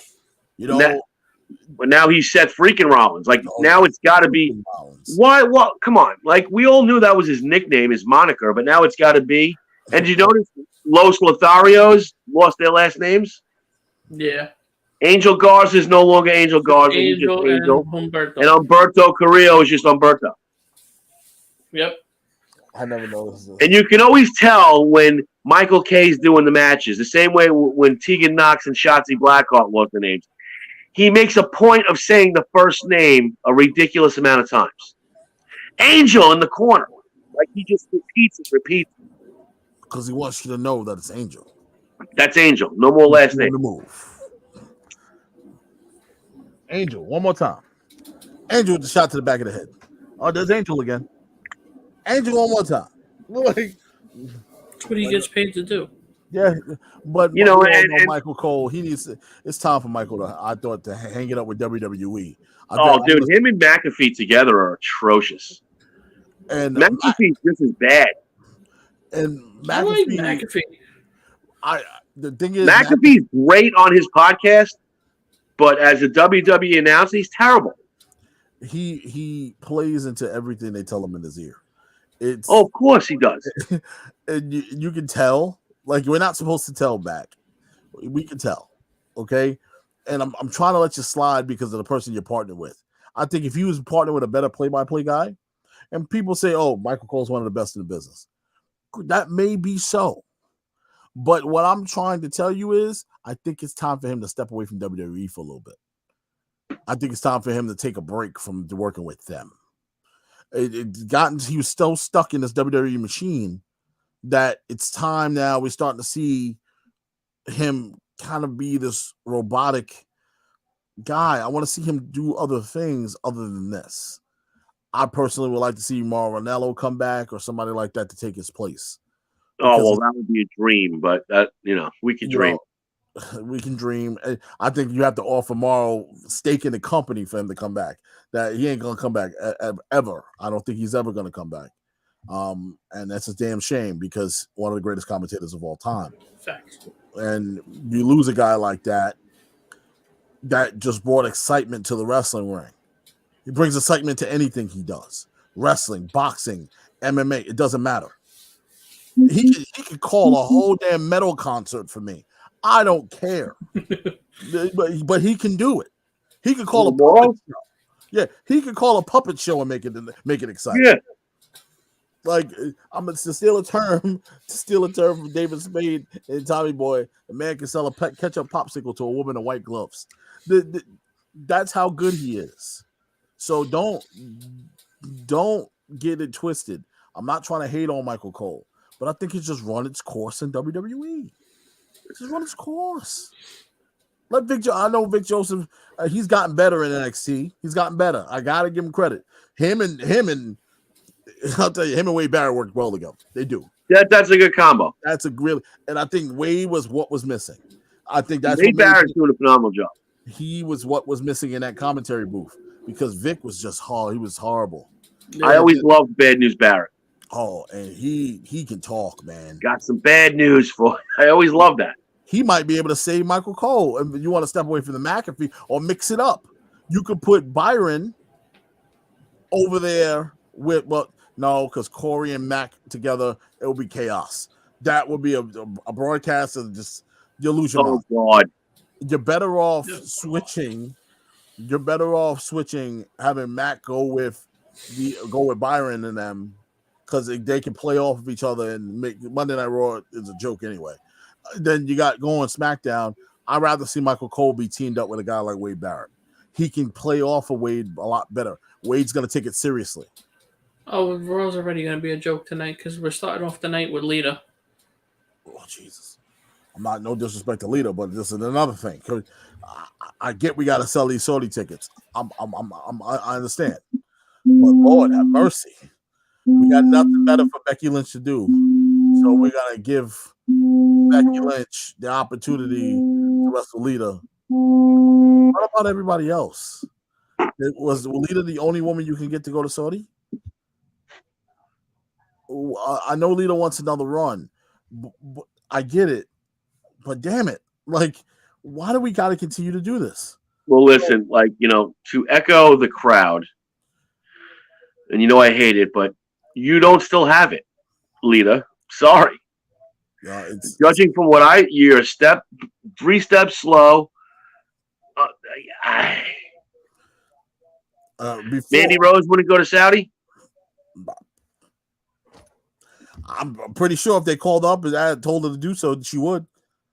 Raquel Gonzalez wouldn't go to Saudi. Man, Io Shirai.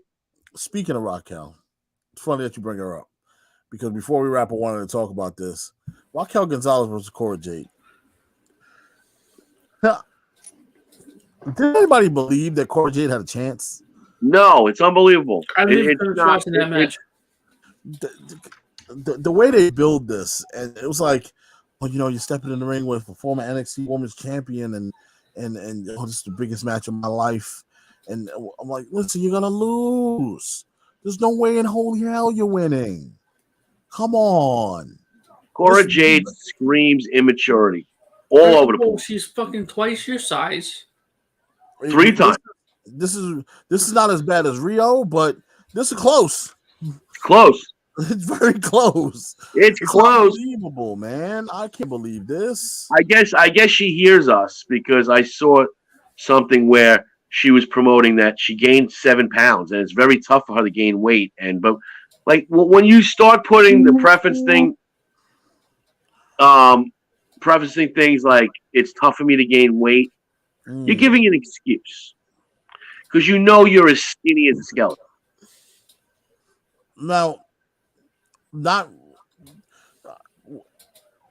all right. If it's tough for her to gain weight, fine. It's tough for you to gain weight, but your character sucks.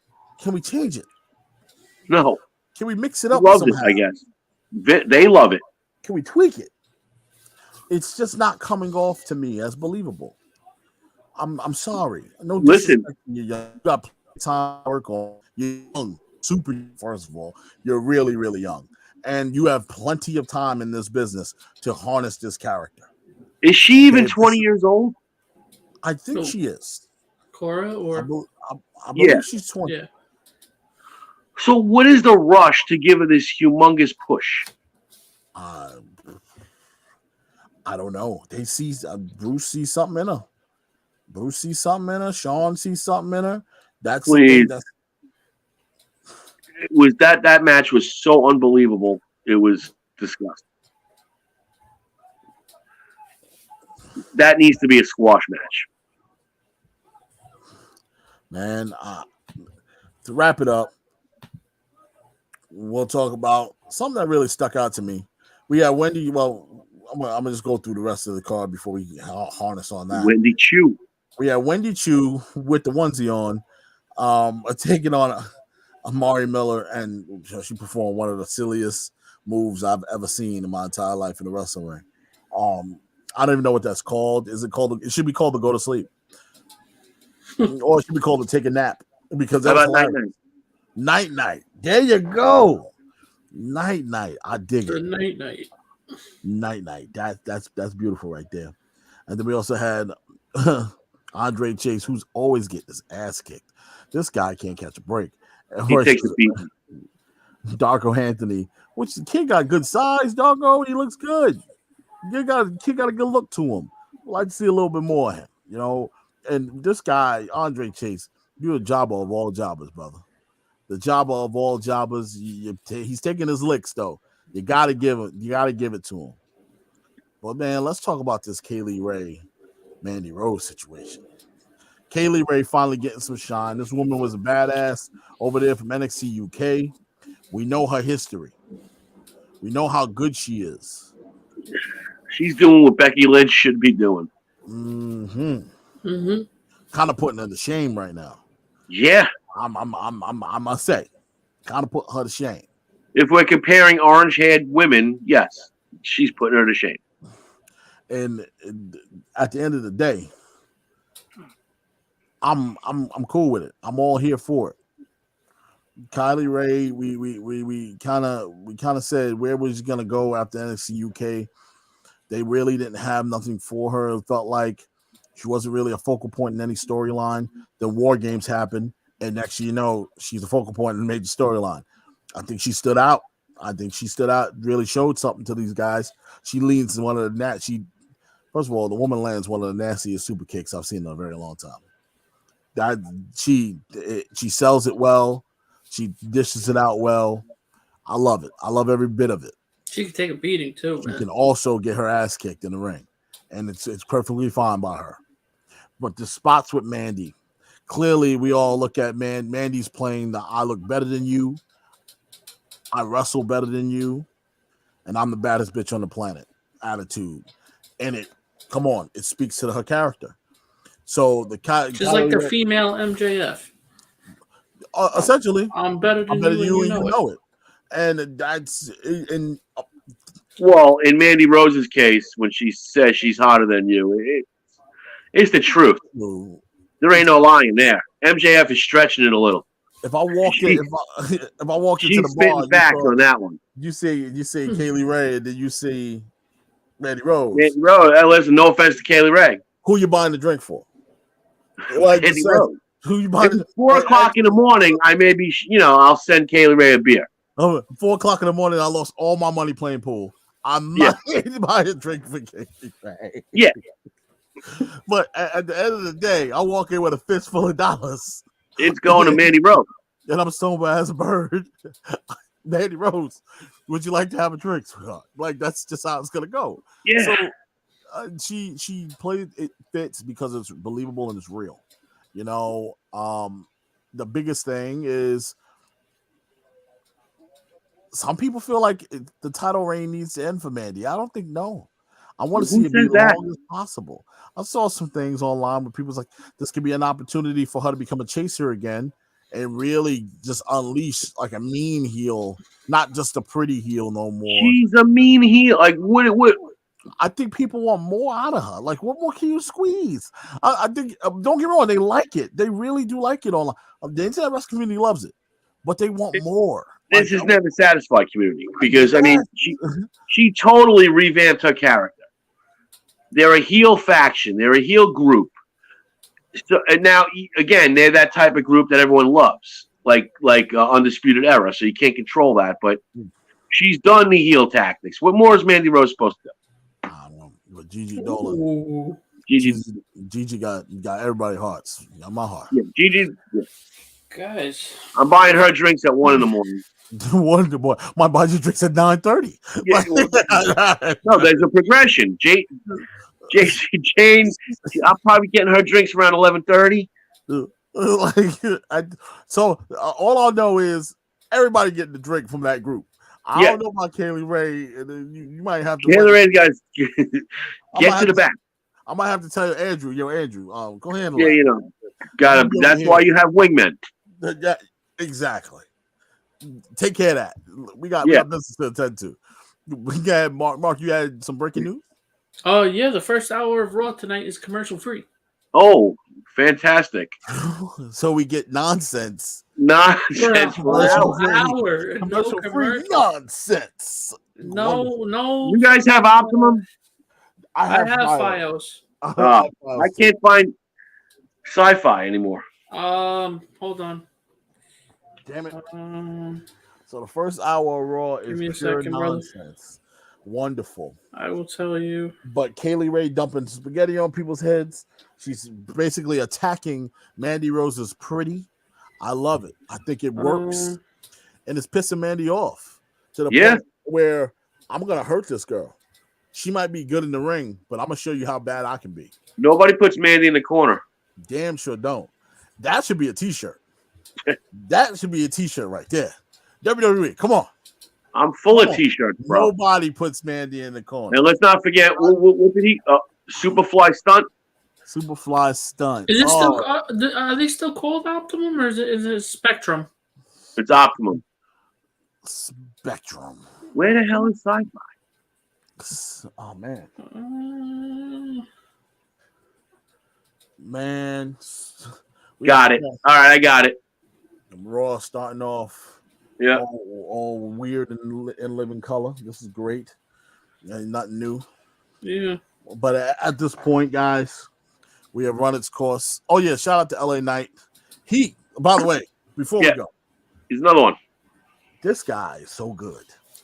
Did y'all not see what he said to Joey Gacy? This man, oh my God, he is so good. What did he say? He says Joey challenged him, and he goes, "You want somebody like that? You? How about this? You meet me in the ring. I kick your ass up and down here, okay?" And he did some like some woo. I swear to, you know what? I'll see you out there. I don't got time for this. And he's like the energy of him. He does it so well.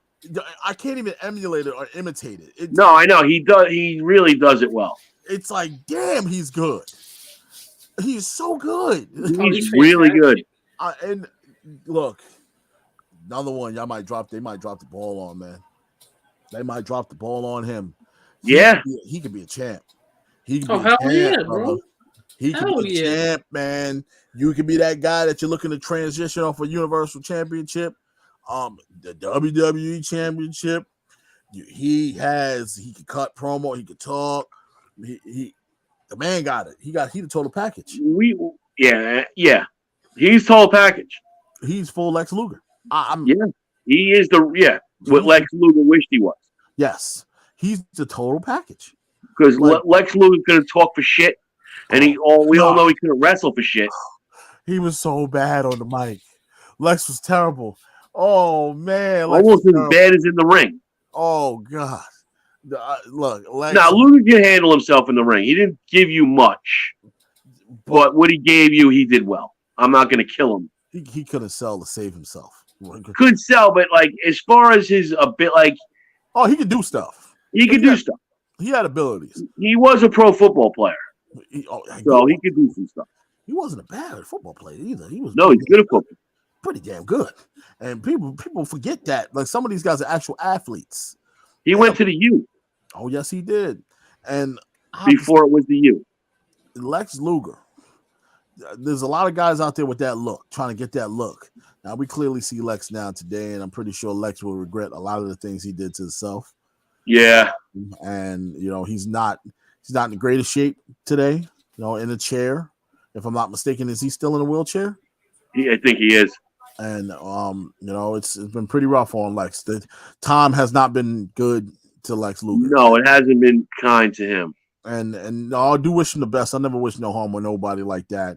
But you just goes to show you guys, don't play with. That's my message of today. Don't play with stuff that you don't know what you're playing with. Guys, you're in pain. Go get help. You need to go see a doctor. Go see a doctor. Even if it's not the company doctor, go see a doctor on the outside. Don't play games. Don't play games. The man was doing a lot of stuff he shouldn't have been doing. That we know for a fact. As far as the roids go, I don't know if he took roids or not. I don't know if he openly admitted that he took roids. I can only imagine with the physique he had. Bear shit in the woods, Rodney. With the physique that man had, screamed steroids. Screamed it. Either HGH, because that man was humongous. Yeah. He was a giant. For his size, he was giant. So I'm at the point where, guys, leave the stuff alone. Build your body naturally. You can still be a monster naturally. Just put the work in. Put the work in, guys. A little energy drink, a little pre-workout. Good. That's it. What you need? You don't need all that extra. Yeah, but guys, that's gonna do it. That's gonna wrap it up for another episode of Behind the Barricade this week, guys. As you guys know, you can always find us all on Facebook Live. Yep. This Thursday, Andrew's Hot Takes. Tune in. It should be a good time. Oh, it's gonna be great. All right. Look, guys, if you love us, like the page, share the page, tell a friend, tell a wrestler, And if you do not enjoy us, still tell us. Still tell a friend. Still tell a wrestler. we take all criticism. We don't mind. Any publicity is good publicity, as Anthony likes to say. So, for Rodney Harris, for Kristen Carlos, for Mark Ray, we bid you adieu. Thank you for joining us. Thank you for watching. Jessica Hoffman, Mitch, thank you, buddy. Thanks for joining in, man. I appreciate you guys. Love you. Keep pushing. Keep going. And we'll catch you guys down the road. Peace.